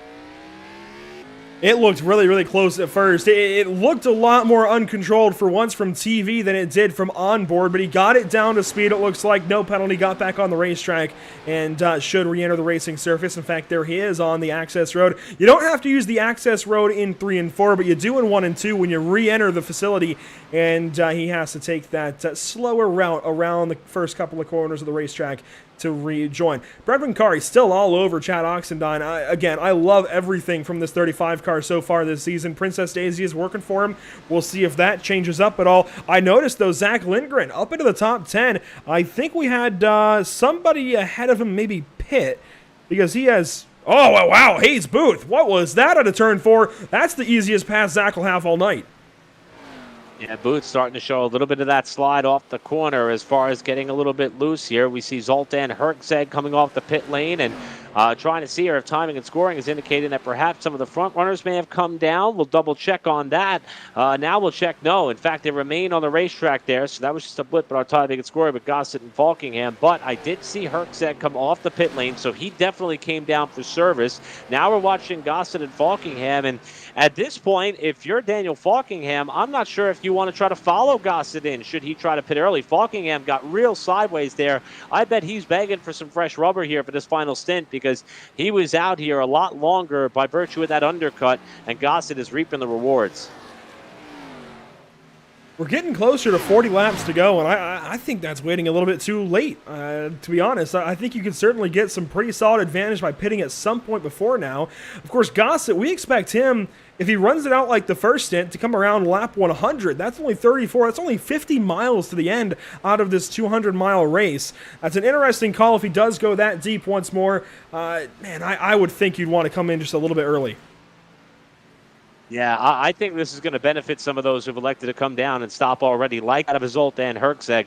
Only variable is going to be that if we see a caution. Now, Hayes Booth, after that hospital hobble there off turn 4 a couple laps ago, has gotten back up and around Zach Lindgren. And this is going to matter here before these drivers have to come down and stop. You want to be ahead of the competition before you come in and get your service, and then hope to try to multiply that advantage, not only through your stop, but through your in and out laps and whatever tire strategy you elect to play, or I should say whatever pit strategy you elect to deploy.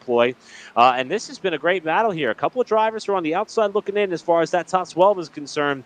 They've had flashes of brilliance, not a lot of results to show for it between the two of them. They're both looking to end tonight with a top 10 run, and they are having a great battle for position up here inside the top 10. Hayes starts to lengthen it, then gets sideways just as quickly out of turn number 2, and Zach maybe to the inside. No, he waits. That's what I always like from Zach Lerner. He's just always super patient, and he takes them as he can get them, won't force anything, and he could be coming into the pit as well. That might be why. No, he gets back on the throttle and digs back up out of turn number 4. He's going to have something, I think, here soon, and he deserves to move up in the power rankings as well. This is a very quiet top 10 run. This is why I wanted to highlight these two. They're both being quiet so far in this top 10. Fantastic stuff out of each of them this evening. This battle, though, has not gone anywhere. Chad Oxendine still has a mirror full of Brett Pancari, but this time it looks like Daniel Falkingham has finally pitted, and he will rejoin the race. So he's going to take that undercut strategy as well here for the second time tonight. And it makes sense because of the fact that he was at that about 7 or so lap tire disadvantage compared to that of the leader in Tommy Gossett, who is now in for a stop as well. So consider that to be lesson learned. He doesn't want to give Falkingham that big of an edge on an undercut. He pitched just 1 lap later than that of car 20, and it is now Tommy Gossett in for service. Left side's going on. We'll see if that 1 lap is going to allow Falkingham a chance to close up on Gossett for what may be a battle for the lead as Oxendine inherits the top spot. Pancari is on the pit lane for service. Klein stays out, and David Shutt is going to follow him in as well. And Zach Lindgren is finally going to come in that number 85 car. Hayes Booth pitted the lap prior, so everybody making their moves. That was solid coverage from the 54 to cover up that undercut finally. I like that from Tommy Gossett. That said, guess what? Daniel Falkingham is back ahead, so we get to watch this for round number 3 between Tommy Gossett and Daniel Falkingham. Yeah, and I'm starting to wonder if that little bit of a swing in momentum that we saw in the latter stages of that second run after the pit stop, if that was more so, Gossett having a long run car or the advantage of the tire deficit by virtue of the undercut in Falkingham. And we've seen some of these drivers, Tommy Gossett and Will Klein are the first two that come to mind, who have proven to have really good long-run speed tonight. The question is now, is this run, it's not going to go the full duration. It's not going to be the longest stint that we have between pit cycles, but is it going to be long enough for Gossett to make up this deficit he now faces between he and Falkingham to the tune of about 3 seconds? As this pit cycle works out, you can just faintly see a black and blue car up ahead as Gossett's going to work to the inside of Elijah Gracia. Cole Freilich now up ahead. They've already cycled out to 4th and 5th in the field. They've just got 3 more cars to pass. One of those is in the pit lane, John Barry in the 74. Chad Oxendine still on the speedway, though. And actually, we're going to try and catch up with these guys up front. There's Will Klein in turns 1 and 2. There's Chad Oxendine just ahead. we could see a little pass before too long. And actually, no, that's digging out of turn number 4 because that 48 is in the pit lane.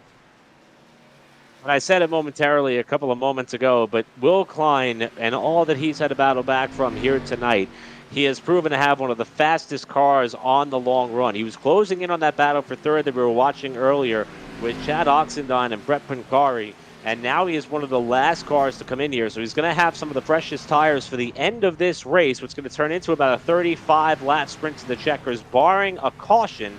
And I think that if he could materialize that, not only having some of the freshest tires late in the going, but also parlay it with some of that long-run pace that he's had, Klein may very well get up in the top 5 contention, and I think he's just about a yellow away. But, Andrew, we're about 34 laps shy of having back-to-back races with just one yellow flag. It speaks volumes about the character and talent in this series, and they have still provided a very interesting bit of content to watch. And we're not done yet. Oxendine is about the last car, along with Elijah Grassi, I believe, who is yet to pit. Taylor Frey as well, who sits 6th. Still a couple of cars make that 3 cars or so in the top 10 and have yet to make stops. Oxendine is going to try to milk this baby as long as he can and hope. Josh Robin! Which he's going to get. Oh my goodness. Chad Oxendine just caught the field sleeping. Josh Robin has spun around out of turn number 4. I was about to bring up the stat that this would be the first time, if it held, since 2015 that NORC had just one caution at Homestead. Now we've got 2. This changes everything. Literally changes everything. What in the world just happened? So Josh Robin, who is scored as car number 8. We mentioned that visibly there were 2 8s in the field. This one, though, is Josh's, of course. Scott Shire is not that far behind him. We saw that car blink out there momentarily. Those 2 were running in close proximity to one another. And next thing you saw, we looked up, and it was Robin who was spinning off the corner and down the main straightaway. Robin is somebody who, got up and led laps at Daytona, has not had the season that he may have hoped for as Robin. And there you see, right at the start-finish line, that car has already gone sideways. So curious to see if we'll know what may have taken place there. But I'm sure that Chad Oxendine, at the time of the caution, even though he is not the only car on the lead lap, he is going to have a significant advantage here. He'll be able to come down, put fresh tires on. He'll have to restart at the tail end of the lead lap cars if they elect to stay out. And Andrew, do they have tires left for some of those guys who just came in? Oh yeah, they've got 4 sets. They're perfectly fine on tires. Oxendine, the first out of the pit lane, he had 20 seconds or so on everybody else. He came in way sooner than anybody else even thought about getting to their box. Easy run out of the pit lane for the 66. Gossett will leave 3rd behind Daniel Falkingham, who you saw leave. This field very quickly came into the pit lane. I'm very surprised iRacing put them into the pits that quickly because there was no chance for them to pack up, and you see the effect of it. So many cars caught a lap down. In fact, we're going to be talking about Zach. Well, you know what? The list is too long right now. Timing and scoring just isn't even having fun with it. It's a lot. I think we're looking at guys like Taylor Frey, Zoltan Hergzank, David Schutt, Bobby Chaney, Spencer Owens, John Barry, Aaron Smith, Hayes Booth, Ariani, Zach Lindgren, Sheldon Lockey, Nicholas Caressel, so many more who are going to take this wave around and get back on the lead lap on slightly old tires, and Chad Oxendine calls the perfect strategy move. I don't know that it's going to hold. He's still got 6 or so drivers with him on now fresh tires, but what a power move. And what some of the drivers who are going to take that wave around are going to hope for is a quick yellow so that way they could come in and put on fresh tires, what may end up being even fresher than the cars that just came down for service right now. But that's what Tommy Gossett was hoping for at that stint at the midway portion of the race. He wanted to try to catch a lucky yellow and give himself a bit of an advantage, or at least place himself up at the front of the field. And Chad Oxendine, who made his bed and laid in it, and it's going to pay off here and now put him ahead of this pack on a level playing field for the first time since lap 4. It's going to be really fun to watch in this upcoming restart. While we have this first stoppage of action, big shout out to our partners here at Pit Stop TV, Tucson Sound Art, Raise Pace Setups, Permanent Makeup and Cryo in Maine, Whiplash Media, and BAM Racing Videos. Let's take a look so far at a nice little race recap. 2 cautions, this is the second of them for 4 laps. That'll go up a little bit. We should hit 7 once we go back green flag racing. But in all of this so far, 11 lead changes. Now, that's mostly been perpetrated by our pit cycles, but a whole lot has changed up front several times. Tommy Gossett was your pole sitter way back when we started this race. Immediately lost the lead, and it's just been him trying to catch up and get to that race lead and then hold it for as long as he can ever since. Now, the other side to all of this is we just had a caution flag mid-pit cycle. Something that used to happen a whole lot in NASCAR. Will Klein, Zoltan Hergzeg, they're bringing up the rear of this group that was able to stay on the lead lap. They will file in behind guys like Chad Oxendine, who was the one to stay out, along with Daniel Falkingham, Tommy Gossett, Brett Pancari, Elijah Gracia, Taylor Frey. They had all pitted. And you know what? Actually, I say that. I don't think Taylor had pitted yet. I don't know where else that 21 car would have come from, but it's going to work out for him. He is up in this top 6 now. Boy, I can't wait for whatever is going to happen on this restart. You'll see everybody tries to catch up here after their wave around. We got a camera stuck in the fence. I think somebody might have gone up there and given that a tap or something, but we're going to see a very long line of race cars come around, and I think the start's been waved off to catch everybody up as well. I think I see pace car lights still on, and yes, we're staying caution flag to get all of those cars caught up. We may not be done with the yellow flags yet. I mean, here's the thing. A lot of those cars that took the wave around, they could not come down and bolt another set of tires on, like we saw Falkingham, Gossett, Pancari, cars that already stopped. Give it about, 10 or 15 laps ago when they started to kick off that pit strategy. Those guys did not have a chance to come back on and bolt on fresh tires. Otherwise, they would have lost the virtue and ability to take that wave around. So there's going to be some guys with their hands full in the midfield here as we get set for this restart. We might see another quick yellow here as those guys battle it out for position further back after getting back on the lead circuit. Look at that long line of race cars back there. Everybody in a line. And when you take a wave around, to be eligible for that wave around here on the iRacing.com service and in NASCAR, you cannot visit the pit lane during the caution period. You have got to stay out. Then cycle in front of the in front of the race leader and directly behind the pace car, and then when we're about to go green flag racing, you can cycle through, you can pass the pace car, get back caught up. NORC gave these guys an extra lap, which is fantastic since there were so many of them. Usually you just have that 1 lap to catch up, though. We're only going to have, it looks like, 4 rows of cars doubled up when we set these guys loose at a turn 4 this time by. Chad Oxendine, your new race leader, in control of the field down the front stretch. Green flag back out.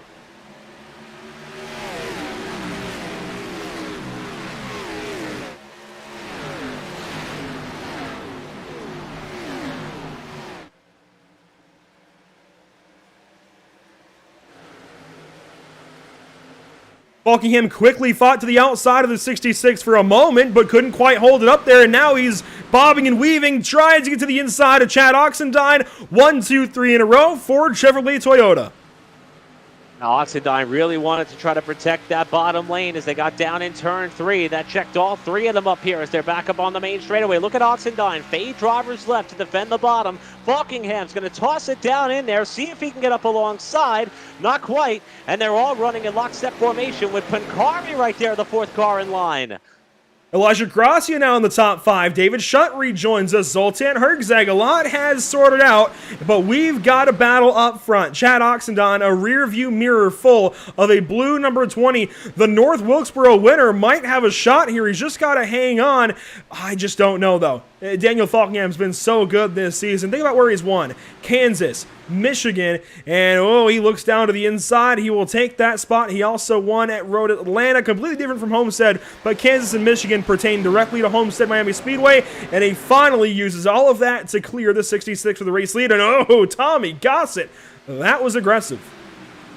Gossett had a big run off the corner after Oxendine had a check up, ball being he hits him! They touch. That time, they bounce off one another. They save it, but Gossett trying to hang on the bottom, and Falkingham is loving this as he opens up about a 3-car length lead at the line.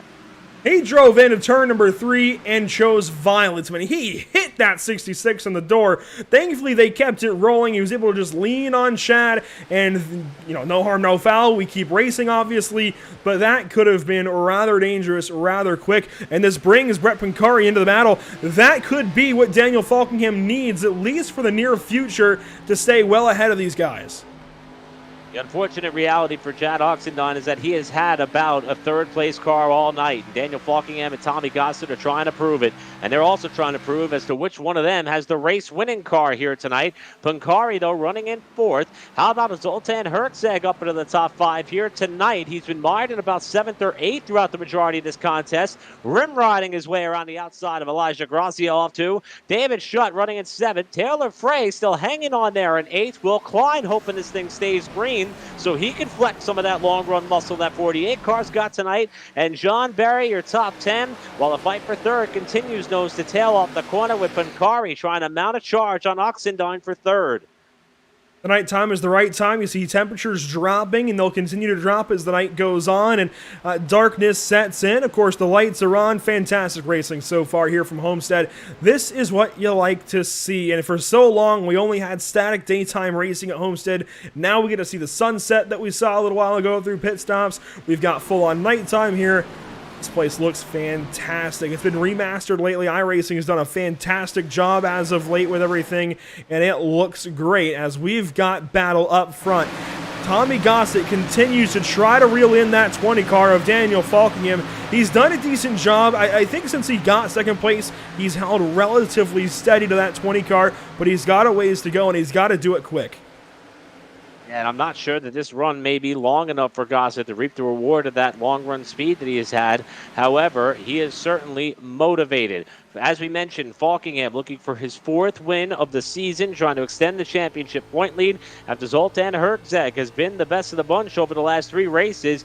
Back-to-back top 2 finishes make that 3 consecutive top 2 finishes for that of Herzeg with 2 wins to boot. He closed up that championship lead to 21 markers. Falkingham wants the wave of momentum back on his side, but Gossett has been strong. We've seen him send it in deep to take over the lead. We saw him send it in deep to take over second spot. He has not been able to close down this 4/10 of a second gap that separates both he and car 20, but they are continuing to separate themselves from the field to try to make it a mano-a-mano showdown at Homestead with Gossett and Falkingham setting sail. Trouble, turn 3. Oh, and they pile in! Tom Mercier with problems in turn number 3. Bobby Cheney gets hit. A lot of cars just piled into all of that as he tried to miss. Tom spun around at the corner. Looks like Mercier was the first car to go sideways. We saw that there as that car was already facing traffic with one of the doors wide open and the number being set as a bullseye for the competition. And you hate to see Bobby Cheney get caught up in this one because he was running so well. This is off the corner. I believe that's Taylor Frey and David Schutt who almost came together off too. Oh, Will Klein completely crashes him. Yeah, it looked like Klein tried to go down low, and he caught Mercier at the entrance of the corner. And here comes more contact. Oh. Man, Bobby Cheney was just slowing to try to miss the stationary car and got drilled in the side by Josh Robin and company. And that puts an end to what was an incredible day for Bobby Cheney thus far here at Homestead. Or it may not end it, but it certainly is not going to help it. There was contact between Schutt and Frey, and Tom lifted. He blocks. You know what? I can't blame Will Klein. He took the run low when Tom blocked him a little bit. And, that's just tough. I mean, oh my gosh, Josh Robin, he was slideways coming into things. What in the world? The other car involved was that of Howie Briss, who spun out of frame on the bottom left-hand portion of your screen. And I love that overhead shot, Andrew, because you're right. It changed my perspective of the incident as well. It looked like, and you'll see it here, I believe there's contact between Schutt, Frey, and Mercier, or at least Mercier is going to break his momentum. He goes from being right on the back spoiler of David Schutt's car here off 2. You see Frey with a bobble. Here comes Schutt. He slams into the side of him. That checks up Mercier. Look at all the momentum lost here. And then Klein ducks low. Mercier tried to defend, and he gets tagged sideways. Klein doesn't get away too easily. Look at John Berry squeak by. And here comes Bobby Cheney. He slows down to a proper pace, gets through, and he gets drilled in the side by Howie Briss and Josh Robin collectively. Man, you want to talk about somebody who hasn't had much luck this season. Bobby Cheney is leading the Hard Luck Award contenders for this season so far. That is a heartbreaker. Jared Darling also came in on that one pretty late, and this should be a good view as to everything that happens a little ways after the fact. You see Sheldon Lockey, there's the smoke up ahead, and at this point you're flying in blind, and it looks like Jared gets hit. Does he possibly get hit? Yeah, he got hit by Howie Briss and Josh Robin that just never, ever thought about lifting for smoke. And Darling barely was able to squeak by there as he got way sideways and had to head to the access road on the inside of 3 and 4 to finish his pathway to get through that crash without sustaining more damage. On board now with Howie Briss, and in fact, let's go on board with Josh Robin. We're going to see this all happen here. Look how far back Robin is. That's Scott Shire up in front of him. You see the smoke. I mean, they're clearly wrecking up ahead. Briss just carries a lot of pace here all the way through this wreck, and he was way sideways there before he got there and just plows into Cheney and company. A lot of miscommunication on when to or when not to lift from those guys, but I'm one, I say it in a lot of broadcasts, as soon as you see smoke, you've got to lift. You've just got to. Unless it's Daytona and you've got 30 cars on your rear bumper, maybe then you don't. You wait a second for them to lift first, but you've got to just get out of the throttle when you see smoke and give yourself as much reaction time as possible. Changing things up a little bit, Eric. While we reviewed all of that, Daniel Falkingham just got played. I say that because pit stops occurred. Falkingham stayed out, and everybody else came in. Chad Oxendine's on tires. Tommy Gossett's on tires. Brett Pancari's on tires. David Schutt's on tires. The list goes on. Zoltan Hergzeg, Elijah Gracia, Will Klein. Everybody just stopped. Falkingham did not. That had to be a lonesome feeling for Falkingham, who is now clearly going to be mismatched here on these tires. The saving grace, or perhaps the only grace, is the fact that Falkingham still has a set, but with so many cars in the lead lap, I'm not sure that he would be able to battle back from this here if he gets shuffled out in time. We may be about ready to watch a defensive driving clinic by the point leader, who will try to stop the bleeding here on what may end up turning out to be a good night gone bad by virtue of pit strategy. That's the price you pay sometimes by being the leader and not being able to monkey see, monkey do, or go the opposite direction. I guess we're about to see how good Falkingham is here, not only on the restart, but about defending. With the rest of the field going to be on fresh rubber. Hang on. He's got his work cut out for him. Daniel Falkingham has to ace this restart. We're going to have 17 laps to go, 117 completed of 134. The laps have wound down. It's go time for everybody in this field. Doesn't matter if you're first, second, or 45th. You've got to go on this restart. Green flag flies. Falkingham, your race leader. A slow restart, and everybody fades down to the bottom. Gossett gets turned. Oh, no! Huge crash in turn one. Hergzeg got tagged. He slides up the racetrack. Gossett hard on the wall. Everybody collected on a monster crash down in turn number one on the restart. After a very slow-paced entry across turn one, ends up collecting multiple front-running cars, including Tommy Gossett, who led a lot of this race. Boy, that did not go the way we thought it would. I think Gossett tried to put up a little bit of a block there on Hergzeg, and Hergzeg was having none of it. Boy, that was wild. Zoltan leans back. You can see Zoltan waiting, and that's a no-no. He gets hit even by Elijah Gracia. But when he does get to the inside of Tommy Gossett, Gossett keeps blocking. Carl Edwards, Joey Logano all over again. And oh my goodness, so many cars. Aaron Smith, Sean Williams involved. Elijah Gracia took damage. Ariati spinning down through the grass. You see Smith's car still staying there. Will Klein, who had that comeback after the contact early in the race, was running up there. Innocent victim trying to get by that contact between the 96 and 54 on the restart. So many good cars caught up in this one. And you're right, Andrew, that gap there that Hergzeg is trying to perfect here, that bit of a run. And when Gossett tried to pull the block, Hergzeg took it as far as he could without making contact, or at least without sending him. And then eventually they ran out of road, and this is the carnage that ensued. That was a car length or so that Zoltan left, and that's a no-no in any league. It doesn't matter. If they enforce restart rules on iRacing, that's a no-no. That one gets let go, obviously, and I'm not sure if that will even be touched. The bigger problem, obviously, is Tommy Gossett fades down the block, and I get it. You're racing, and at this point, you're thinking about the race win. But, man, at some point, you got to cut your losses, drive back up the racetrack. But, again, that's why we have slow-mos. They have steering wheels. They make those decisions split second, and we get to watch and talk about it. You see everybody pile in. Dylan Patterson, Aaron Smith, Sean Williams, Cole Freilich. Will Klein is destroyed.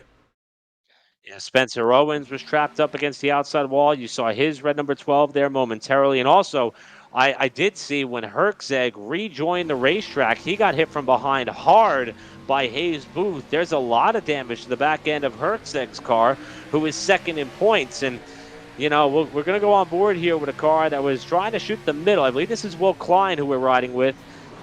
And boy, there was nothing for him to do at all. There was absolutely nothing that he could have done to get through there cleanly. And there's the damage to the back of Herczeg's car. He was able to keep it rolling, but that's a pretty significant center punch to the tailpiece of that machine.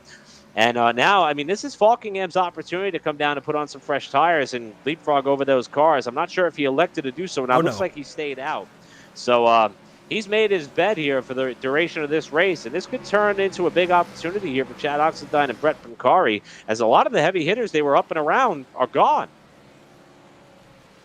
Yeah, I mean, we can take a look through the top 10. Let's bring up our ticker. Daniel Falkingham, Chad Oxendine, Brett Pancari, David Shutt, Zoltan Herczeg, Hayes Booth, John Barry, Nicholas Kressel, Zach Lindgren, Taylor Frey. That's your top 10. And some others sort out behind them. We know Hayes has front-end damage now as a result of the contact with Zoltan Herczeg. That car is going to be a parachute when he gets into open air. Ooh. A lot of unknowns, certainly, this evening. They've all been thrown at us. When we thought we knew what was going to go on originally with the strategy for Tommy Gossett, we were proven wrong. We thought maybe we knew what was going to happen after those cautions, after the first caution. Obviously, we were wrong. They wadded everything up in turn one. And, here we are. And I don't know what's going to happen. I remember the late Benny Parsons once saying on a broadcast, it was so good for so long and it turned so bad so quickly. We were just literally praising the fact that this may be the second race in a row we only have one caution when the yellow flag comes out in a stream of pit stops. And then we go back-to-back with heavy hits there after the crash that slowed the field in an awkward time, and then a restart pileup that took out a lot of front-running contenders and drivers. That is surely going to mix up not only the Pit Stop TV power rankings, but also the championship point standings. But there's still a race to be won. Falkingham trying to do it for the fourth time. Oxendine trying to do it for the second. And how about Brett Pancari, who is running in P3? He has been the surprise of the last few races, trying to play the role of the spoiler. And don't forget that Falkingham is on a little bit older tires. We got some damaged cars that are going to be restarting in row 3. How is this going to play out, Andrew? I don't know. Couldn't even begin to guess. We've got a little over 10 laps to go. In fact, we'll have 12 at the green flag. I couldn't even begin to guess. You mentioned all the time you're a betting man. I would hate to be you right now, buddy, because there's no way I know what's going on. I couldn't even begin. I could not even begin. We were talking about cars leaning back. I mean, we see him doing it again. Let's strap in, pull those belts tight one more times, boys. We could have this again in turn 1. Hopefully not. But, I mean, you've got row 3 sitting back there by row 4. Guys, you can't do that. Not only do you stack yourselves up and cause crashes, you let Falkingham drive away. He just did. And they're all going to mix things up down to the bottom of turn 1. Green flag back out, 12 to go.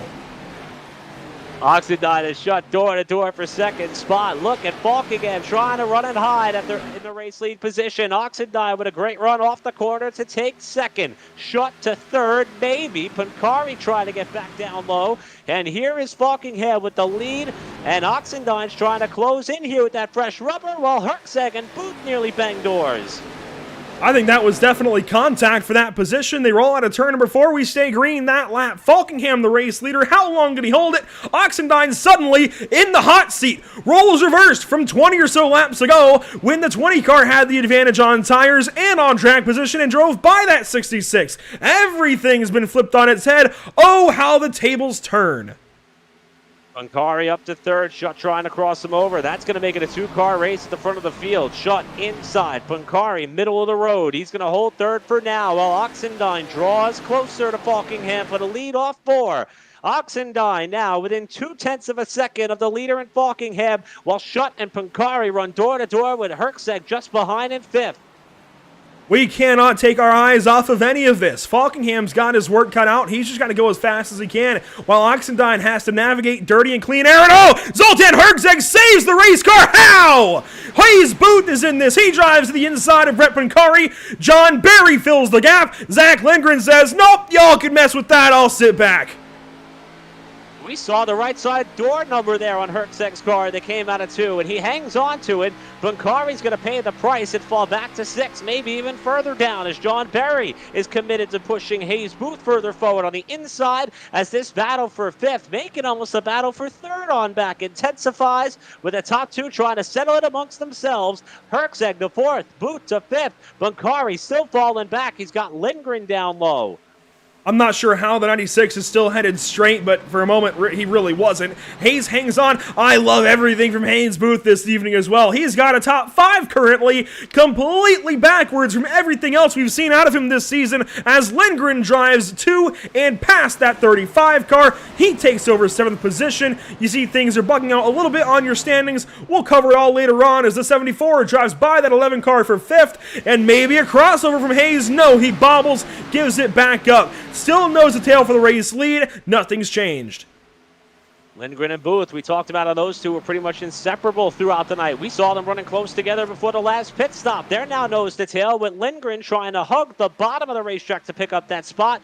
But for the lead, with the laps clicking off, Daniel Falkingham has been the driver to beat so far this season. We talked about how this may be the season of Daniel Falkingham, the one that he has waited for. But Chad Oxendine, trying to play the pit strategy right, has a big run off 2 for the lead.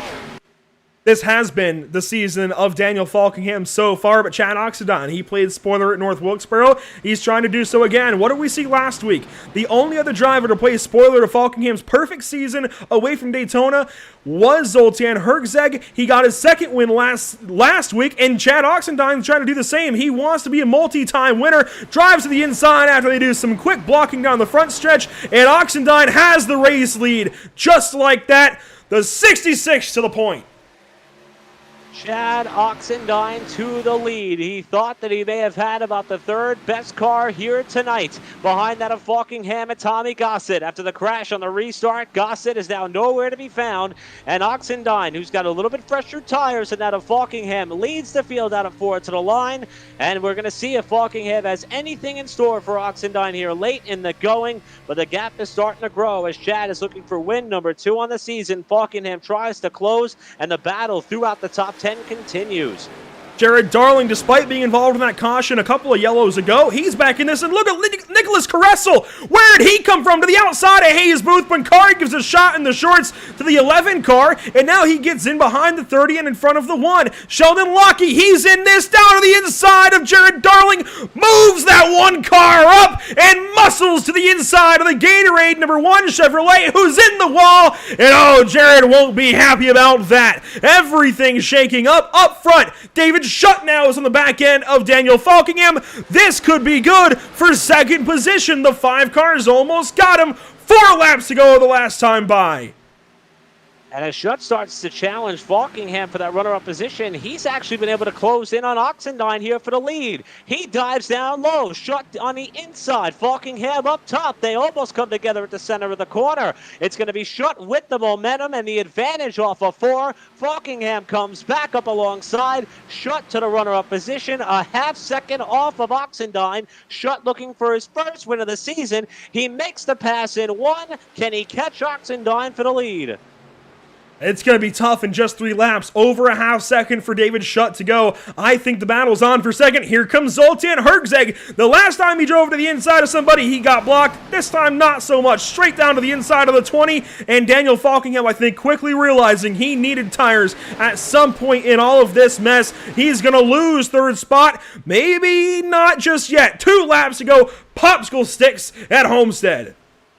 John Berry watching this all intently. He's going to send it down low. He's got one of the cleanest cars in the field right now. It's that 74. He's by Falkingham to move to 4th. May not be done yet. Zach Lindgren trying to get up to what should be a battle for 5th in this race on the point leader, who's trying to make sure he does not lose the championship lead by night's end.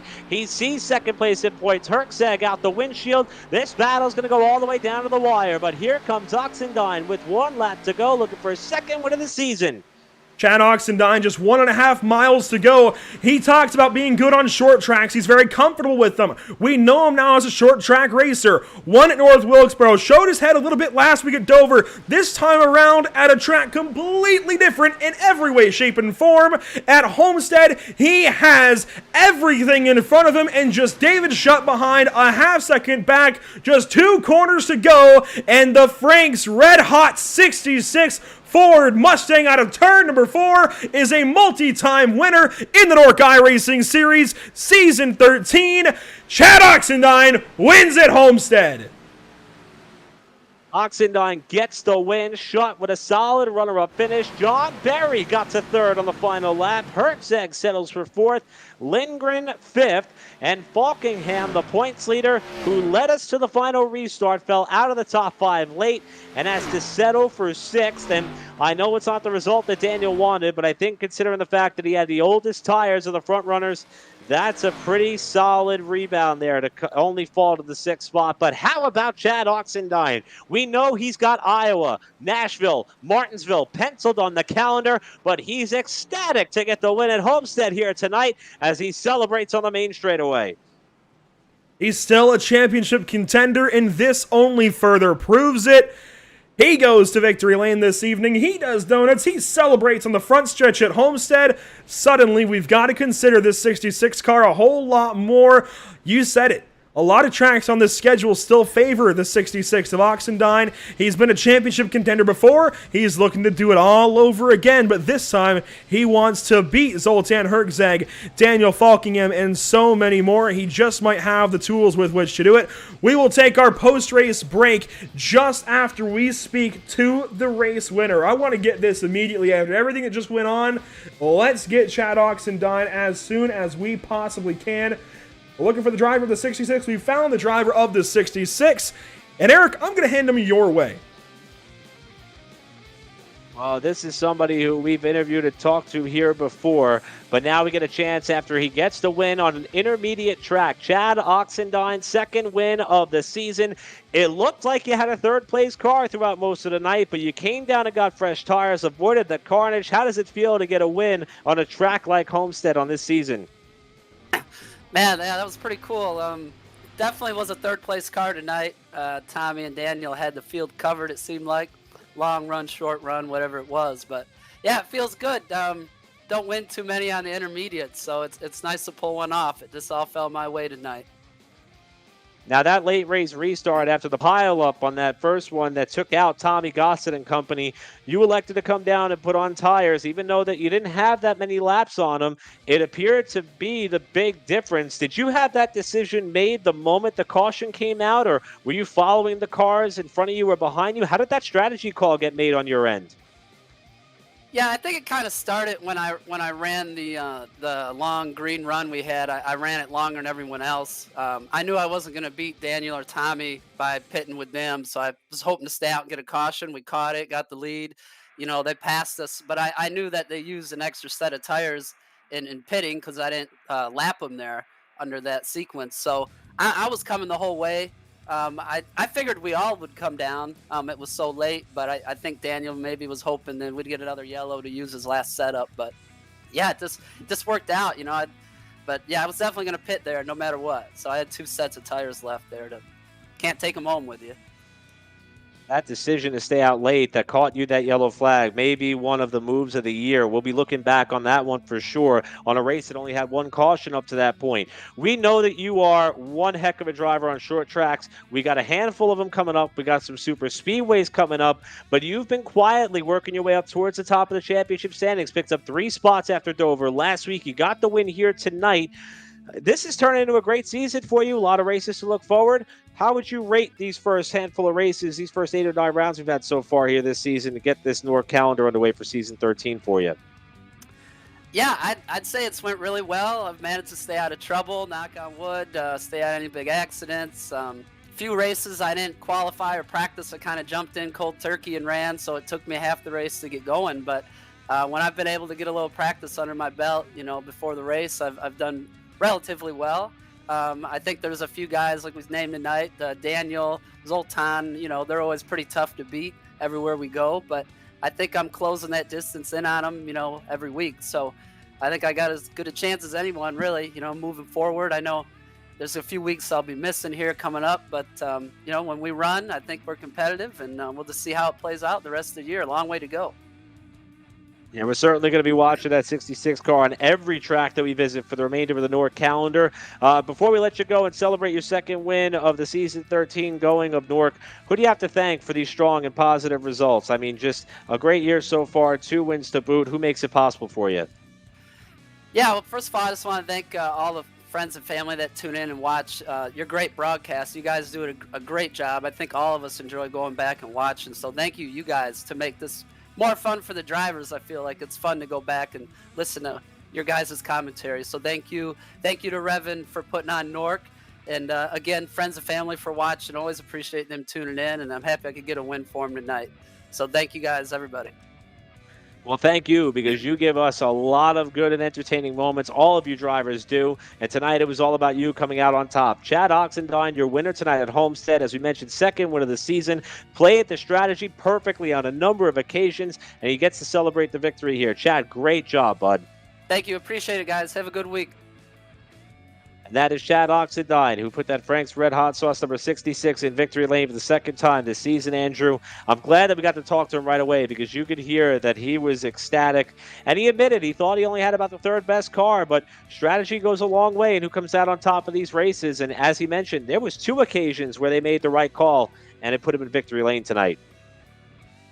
And quite simply, that's all you have to do sometimes. You don't have to always be the fastest car. You just got to do things at the right time.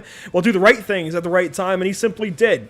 He didn't know it at the time, but it works out. He gets a race win, and I think he cements himself again as one of the championship contenders. We'll see how it goes. I'm missing a couple of races, but I still got to watch out for this 66 car. Stand by with us. Don't go anywhere. More post-race coverage just on the way. We'll talk to 3 more drivers, and we'll go through our race results and everything else.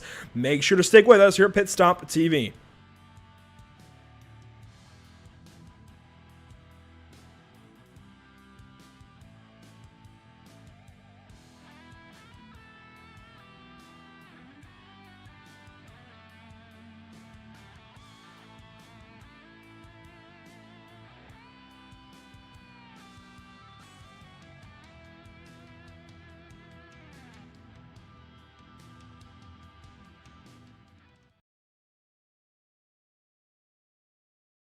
After months of quarantine, we're all interested in how we can become our best self. The team at Permanent Makeup and Cryo is here to help you get the flawless makeup look every day without the extra effort or time.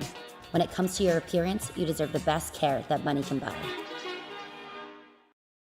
SoundArt introduces an entirely new way to listen to music in your home. By combining the best of 2 products, a revolutionary high-fidelity, low-profile Bluetooth wireless speaker with beautiful artwork. Select from a library of artwork or upload your own photos to personalize your experience. SoundArt ushers in an era of invisible, beautiful, and amazing sound throughout your home and redefines your entire entertainment system.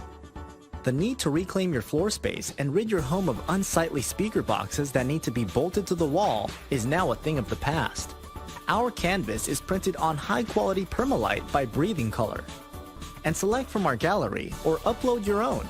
Standard sizes include 16 by 20 and 18 by 24 canvas wrapped. Custom sizing is available, as well as surround sound options.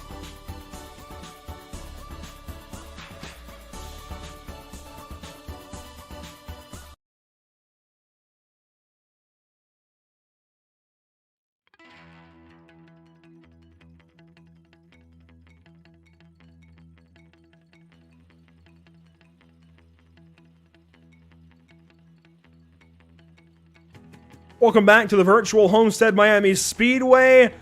What a race. We already spoke to race winner Zoltan Hergzeg, but we've got a lot of catching up to do with a lot of different drivers. And we're going to kick things off with somebody who, for a long time, looked like he had this race in the bag. Looked like he had done everything right for so many laps. He was playing the pit strategy left and right. He had caught Daniel Falkingham and passed him not once, but twice. And what happened, Tommy Gossett, on that restart? I mean, I got the run on Chad, and I was to his inside, and next thing I know, there's a car 4 wide inside of me, and I mean, there's not much I could do. I was already 3 wide and committed to a move. And, you know, we saw a lot of guys, of course, they were playing the restart to the best of their ability. We saw guys leaning back. Zoltan was one of them. How do you, from your point of view on all of that, look at that stuff? What are your opinions on that, on what basically led to that accordion in that crash? My opinion is laying back like that's BS. Shouldn't happen. The incident, I think that's more or less 50-50. Zoltan was there because he jumped the start, and I was already committed to the move. There was nothing else I could do. Strong words, strong opinions. Let's back up then. We've got that part out of the way. All race long, you were better on the short run. You were playing the strategy to where it looked like you had this race in the bag if it just went green. What was the idea behind the strategy, and then what was the feeling when that caution came out? Feeling when the caution came out is Josh Robbins a moron. I mean, other people had wrecked all night, and they'd either stayed off the track or all to forward, but for some reason he couldn't do that. I don't quite understand why, but that's here or there. That's racing. Can't control that much. The plan was just to run the race long. I mean, I saved my tires, and I was doing everything I could. I put in a lot of hours practicing for this race because I want to do good in NORC, and I haven't won yet, and Homestead I felt was one of my better opportunities to win, and I think it did show tonight that I was pretty strong here. You were definitely strong this evening. You've missed a couple of races, but you come back in this evening and show why you're a contender to win races. What's your outlook in 2 weeks' time at the iRacing Superspeedway? Survive. That's the only outlook for the iRacing Superspeedway. Don't die. Fair enough, buddy. Who makes it happen for you? Who helps you out here on the 64 car? First off, I got to thank God. Without him, I wouldn't be in the position to be able to do any of this. Got to thank my mama for putting up with me racing. Got to thank y'all for the wonderful broadcast, Revan for the wonderful league. I got to thank Simnut Racing Sims, Halls Run Diecast, Apex Graphics and Designs. Just got to thank all of my wonderful partners. There's just too many to list. I got to thank all of them for standing behind me. Well, congratulations on a fantastic run, at least. Not necessarily a fantastic finish. Finished 30th. Thankfully not 30th. 20th position this evening, but 35 laps led. You made a statement. Everybody knew your name, and I can't wait to see what you can do the rest of the season. Best of luck to you. Thanks, Andrew. Well, Tommy Gossett, definitely upset, definitely dejected, definitely annoyed. The adjectives could go on and on about how he feels about how this race finished up for him and his team, but we can step aside from that. I'm glad we got to hear from him, but I'm also looking forward to hearing from this guy who finished third this evening. Absolutely. It's been a really great run of races for John Berry the last couple of weeks after the season did not start the way in which he'd hoped. We welcome John to the broadcast booth now to talk about his podium run here tonight on a crazy night at Homestead. But John, you have one of the cleanest looking cars in the field, especially considering that you were running in that knot that tangled up on the restart. How did you avoid that big crash to put it all together again here for about the second week in a row with this solid run at Homestead? I got really lucky. I was like up next to the wall, and I saw him down low, and I saw someone's car, I think it was Will's car, come flying across the racetrack. So I just gunned into turn one. I hope I would miss it. And I barely did. I see carnage in the mirror, so it was mostly luck how I was able to get to the end of the race. There was a couple of things that happened like right next to me, like the spin with Tom Mercer had that happen right in front of me too. I got really lucky with that as well. Yeah, that may go down as the move of the race, the one where you were able to go down and avoid Mercier in turn 3. And as we mentioned, even though you were able to avoid those two really close near misses, you were up in contention, not running in third late in the restart. You drove your way up there in some very close battles with a lot of really fast cars. It's been a great stretch of races for you. You picked up 3 spots in the standings last week. This is certainly going to help your efforts this week. Are you starting to hit your stride and getting back to some of that form that we saw with the strong season championship finish you had a year ago? Is this where you kind of are getting in a rhythm that everybody's going to start watching out for you once again? I hope so. My kind of like problem here lately is that these races where they go so long green, I kind of start to figure out how to drive the cars and the tracks, but we don't get that late race yellow to bunch everybody back up to give me a shot. And tonight was like an actual perfect scenario for me where I was actually able to learn what I learned throughout the race and actually pass people towards the end. I was actually surprised I was actually able to like pass Zoltan and some of those guys up front, because those guys up front, like Zoltan, Will, Buckingham, Shutt, Oxidine, those guys are really, really, really good, and it's hard to keep up with them. And that last run, I was pretty impressed with the speed I was able to have compared to those guys. So I'm kind of hoping this does lead to things turn around for me a little bit. I don't have as much track time as these guys have, so I try to have to kind of learn as I go with the races. But I feel like if things line up well, I'll have some form, but it takes a lot of luck to beat these guys. Luck, survival, sounds like all the ingredients you need for a good run at iRacing Super Speedway next week, and we'll certainly be keeping our eyes on that 74 car. John, who do you have to thank to make nights like this possible? You're able to celebrate a podium finish, still trickling your way up the running order. Who helps you in your racing efforts to put on performances like what you did tonight? I would like to thank Tommy Gossett for wrecking the field at the last restart that we had. I appreciate that. That got me some spots. I'd like to also thank Will Klein for wrecking Tom Mercer to bring the caution to back us back up to everybody. But no, seriously, I'd like to thank you guys for doing the broadcasting. Your all's broadcasts are absolutely awesome. I'd like to thank everybody who shows up to the race every single week in the league. The turnout's been really, really good. I was kind of afraid that it was going to be kind of bad this season, but it's been really good so far. I would like to thank my sponsor, AGS, Aircraft Ground Services. I'm going to force John to watch this later tonight at work, as I'm making him watch the races at work. And I also like to give a shout out to Dylan, who thinks I'm an actual real life race car driver, and he was like really confused for like a week, telling everybody I was a real life race car driver. Then I had to break the news to him, like, no, I'm just an online racer. He was really, really sad when I told him that. So yeah, that's about it. So yeah. Well, you're a darn good online racer, and you're going to have a third place finish to brag about, and we'll be looking out for that 74 to find its way in victory lane before this season is out for sure, and maybe even contend for a championship. John Berry, great job tonight, bud. Survival. We look for you to do it again 1 week from tonight at iRacing Super Speedway, and we'll see how the points shake out. Great run with that third place finish, bud. All right, thank you.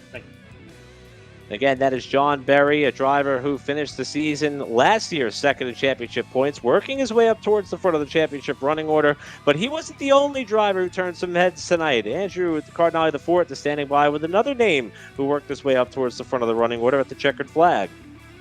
And it's a name that we've heard increasingly more on Pit Stop TV, but a voice that we haven't heard in a very long time. Zach Lindgren, a top 5 finish. How about that drive at the end? That was crazy. It's weird to be on this side of the mic for Pit Stop TV, if I'm being honest. No, that was a crazy ride right there at the end. Honestly, I didn't know if I'd be able to even get up into these guys, but man, that was so much fun. John and Zoltan put on a hell of a fight, and I wanted to join it. Let's back up a little bit. We talked a lot about you, showing yourself a few times. Last week, you didn't quite make the start at Dover. What happened? I think iRacing just kind of flubbed out on me. We were going through practice, and I didn't really have the fastest car. I thought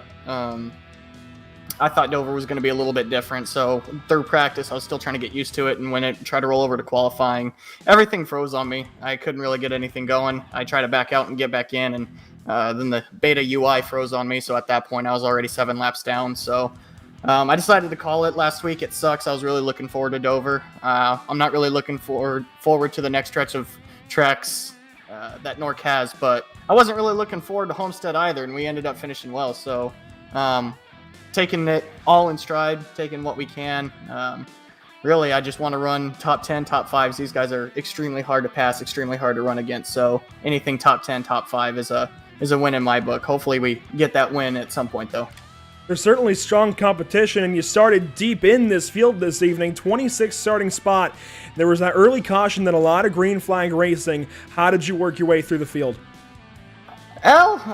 Really, it's just patience. I didn't really know too much about this car on this track with the limited amount of practice I had again. So it was just a matter of getting used to the car, getting used to what it did on the short runs, on the long runs. On the first run, I knew I kind of used up my stuff a little bit, but I just kind of wanted to follow Zoltan there for a little bit, see what he was doing. I know he's going to be one of the faster ones, so I tried to jump in behind him, and he kind of scooted on away from me, so it was up to me to find my own line. The second run came in, so I knew I had to back it up. Whatever I did in the first run, I had to back it up just a little bit.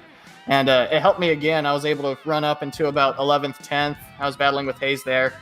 And then the third run happened, trying to get it going. I thought I was in a good position, and the caution came out. And if I'm being honest, I thought my race was done right there. I thought I was going to maybe manage a top 10. There's a lot of good guys in front of me. So at that point, I thought my race was done, but I was just going to stick with it as best as I possibly could.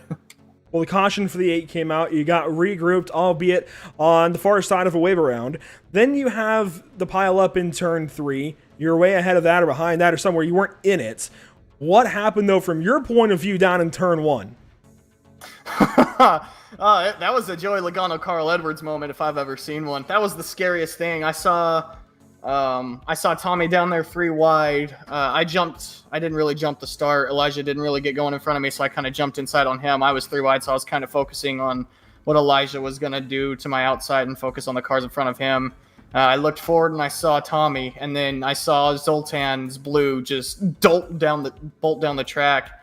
From my point of view, it's really hard to say. I don't know if Zoltan got in contact, got him squarely, and put Tommy down into him. I don't know if Tommy went down a block, but turned himself down low, and I thought, again, my race was done because I was already 3 wide on the low side. So I saw Tommy slide back up, and then Zoltan came sliding back up in front of me and Hayes, and I thought Hayes was going to lose it in front of me. So I tried to stay on the apron and try to keep the car under me the best as possible. But no, it was a scary moment for sure with all that smoke being kicked up and all the debris and all that fun stuff like that. I couldn't see much. All I really saw was white, Tommy Gossett's car going high, and then Zoltan sliding right back in front of me. So it was nerve-wracking to say the least. Well, nerve-wracking it may have been, but you finish 5th place this evening. This is big for the points, this is big for the power rankings, and everybody has to watch out for this 85 suddenly. Who do you have to thank? Who makes it happen for you? I don't know if we got to watch out for the 85. Like I said, we're let me talk you up a little bit, man. Let me hype you up a little bit. We're coming across a few bad string of tracks for me. I don't even think I have the next track, if I'm being honest. So, but this guy. I mean, we'll get it, and we'll try it around. But no, I got to thank NASCAR Diecast fans for always being on the car. I know they weren't on my car this week. HMS Motorsport, Racecom, my employers, so a huge shout out to them. Also, Rocky Mountain Elk Foundation for being on the car. Elite Motorsports for putting me in the car, keeping me in it.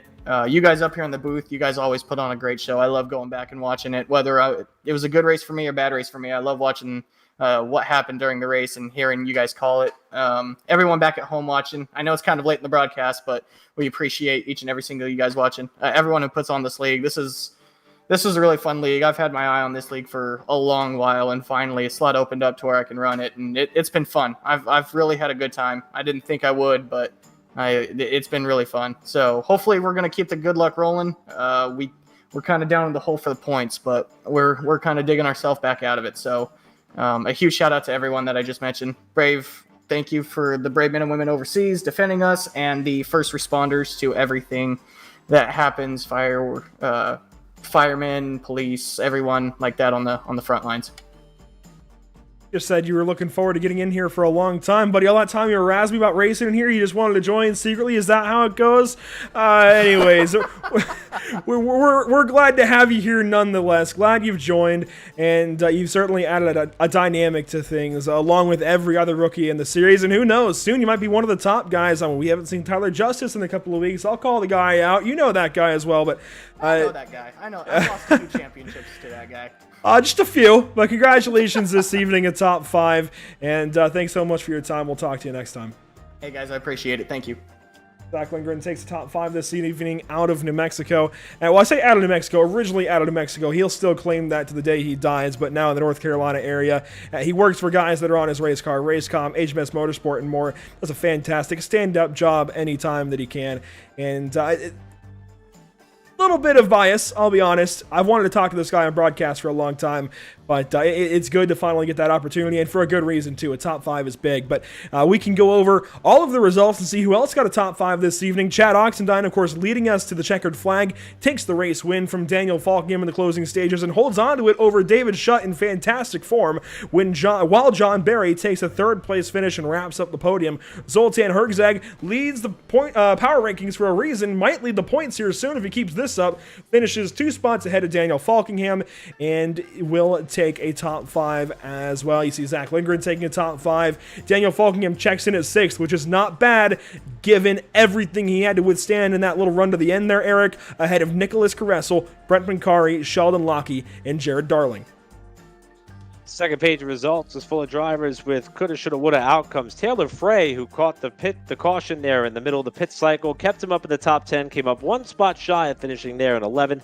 Hayes Booth also was running in the top 5 late, got shuffled back to 12th late. Scott Shire was 13th. Howie Briss flirting with that cut line. That's not the run that he was hoping for with a 14th place finish. And Tom Mercier coming back from the crash in turn 3 to finish in the 15th spot. Ariati, we thought we'd see some flashes of brilliance out of him tonight. He did a great job avoiding the carnage in turn 116. Spencer Owens was swept up with a big wreck, as was Dylan Patterson. Spencer Ray spun on lap 1, rebounded for a lead lap finish in 19th, and you heard from Tommy Gossett, not happy after leading all those laps and having to settle with a 20th place run in what could have been a race-winning car. Absolutely a career day for him went awry. Aaron Smith, though, finishes behind him in 21st. Elijah Graza, he was in all of that melee down to turn 1. He finishes 22nd. Sean Williams, just a very quiet day. Stayed out on a couple of long runs, finishes 23rd. Josh Robin, well, you heard Tommy Gossett's comments on him. He finishes 24th. He was the car that spun down the front stretch to end that long green flag stint. Cole Freilich, after being involved in a couple of incidents, finishes 25th. Will Klein, 26th, after being involved in, well, the wreck in turn number 1. Bobby Chaney, 27th, 22 laps down. Terrell Baker, 28th, 54 laps down. Michael Keithley, 29th, 96 laps down. Justin Ford, 30th, 101 laps down. The final 3 cars this evening, Patrick Colby, Justin Gable, Matt Hummel, all over 100 laps down themselves. So some incidents certainly happened early on. No cautions from them, and they kept rolling. But I gotta ask, Eric, a lot happened. What do you make of it?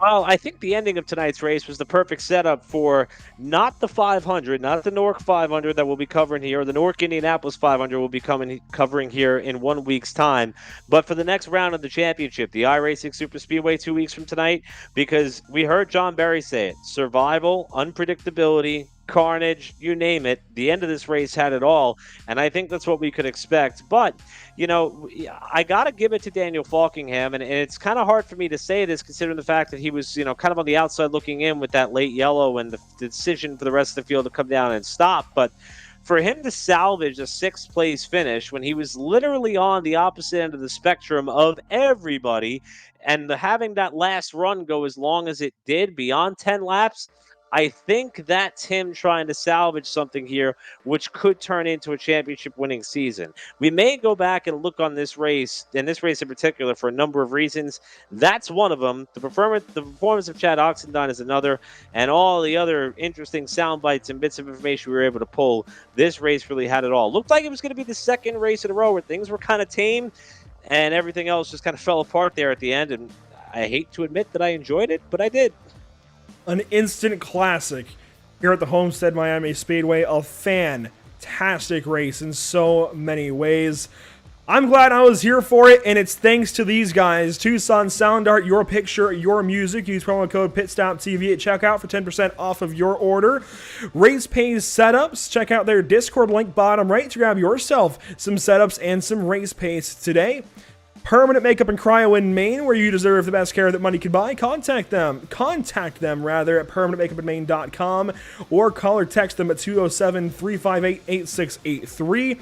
Whiplash Media, the official graphic and camera provider of Pit Stop TV, and BAM Racing Videos, by a race fan for the racing community. I'll say it again. Instant classic at Homestead. It makes me look forward to every single 1.5 on the schedule, which is rare. I think many NASCAR fans will agree when usually you see an intermediate and you're like, oh man, not this again. But no, this was fantastic stuff. And not every race will be quite like this. But if this is any kind of what we'll continue to see on intermediate racetracks, we've got to be looking forward to every single one of them. And really, every race this season has had its level of intrigue. Even the race at Dover last week that only had the one yellow flag. You know, the pit strategy these guys were able to conjure up, the grooves that they were able to maneuver, the way in which they're rehearsing. You heard Tommy Gossett mention all the work that he did to kind of perfect the tire wear and be prepared for that is something that he did a lot of homework on. I feel like that no matter what type of event or venue that NORC goes to, we're privy to something exciting. But you hit the nail on the head as far as intermediate stops. The championship is going to be decided at Las Vegas. I think that's the perfect venue. Tonight's race proves that. And, I'm excited for every round of this season, but these intermediates have been fire, and I expect that trend to continue. I'm excited that we get to take a little bit of a break for the 500 next week, but when we get back in action at iRacing Super Speedway, I expect this level of intensity and even the jarbs that we heard from a few drivers from one to another, it's just going to keep rolling on, and we're here for it. Absolutely. This season is setting up to be, dare I say, a banger. Season 13 has been fantastic so far. Glad we're here for it here at Pit Stop TV. Glad the NORC iRacing series has been working with us so fantastically and giving us these fantastic races week in, week out. But that does conclude our coverage tonight of the NORC iRacing series at Homestead Miami Speedway. We at Pit Stop TV thank you for tuning in and joining us for tonight's action, and we hope you enjoyed tonight's broadcast. The channel stays active weekly, and you can catch a variety of racing throughout the coming days. From the 5th round now of the BRB iRacing Series Asphalt Modified Tour tomorrow night from Thompson Speedway Motorsports Park up in Connecticut to the LTAC Cup Series at Phoenix later this week as they're getting closer and closer to their playoffs already in May. Can you believe it? We've also got Cross Series League racing on Sunday evening as they wrap up their first season of action at WeatherTech Raceway at Laguna Seca in the SCCA Spec Racer Fords. Then we redo it all over again. We re-rack and restack all of our leagues for another week. We've got the BRB iRacing Series Pro Dirt Late Model Tour next week at the Bristol Motor Speedway. Believe it or not, they're taking late models to the big half mile with dirt all over it. Should be fun. Then the Pacific Challenge Cup Series will take to Michelin Raceway Road, Atlanta later Monday night before we get ready for more NORC action in a bit of a different style. The NORC Indianapolis 500 next Tuesday, May 25th at 5:30 p.m. Eastern Time. It's going to be a little bit earlier. Hopefully you guys are able to get out of work, get out of school, what have you, and join us for it. Of course, if not, you can always watch it back on Pit Stop TV, Facebook, YouTube, Twitch, and Twitter. It's going to be a fun one. I should mention we also have a second Indianapolis 500 the next day.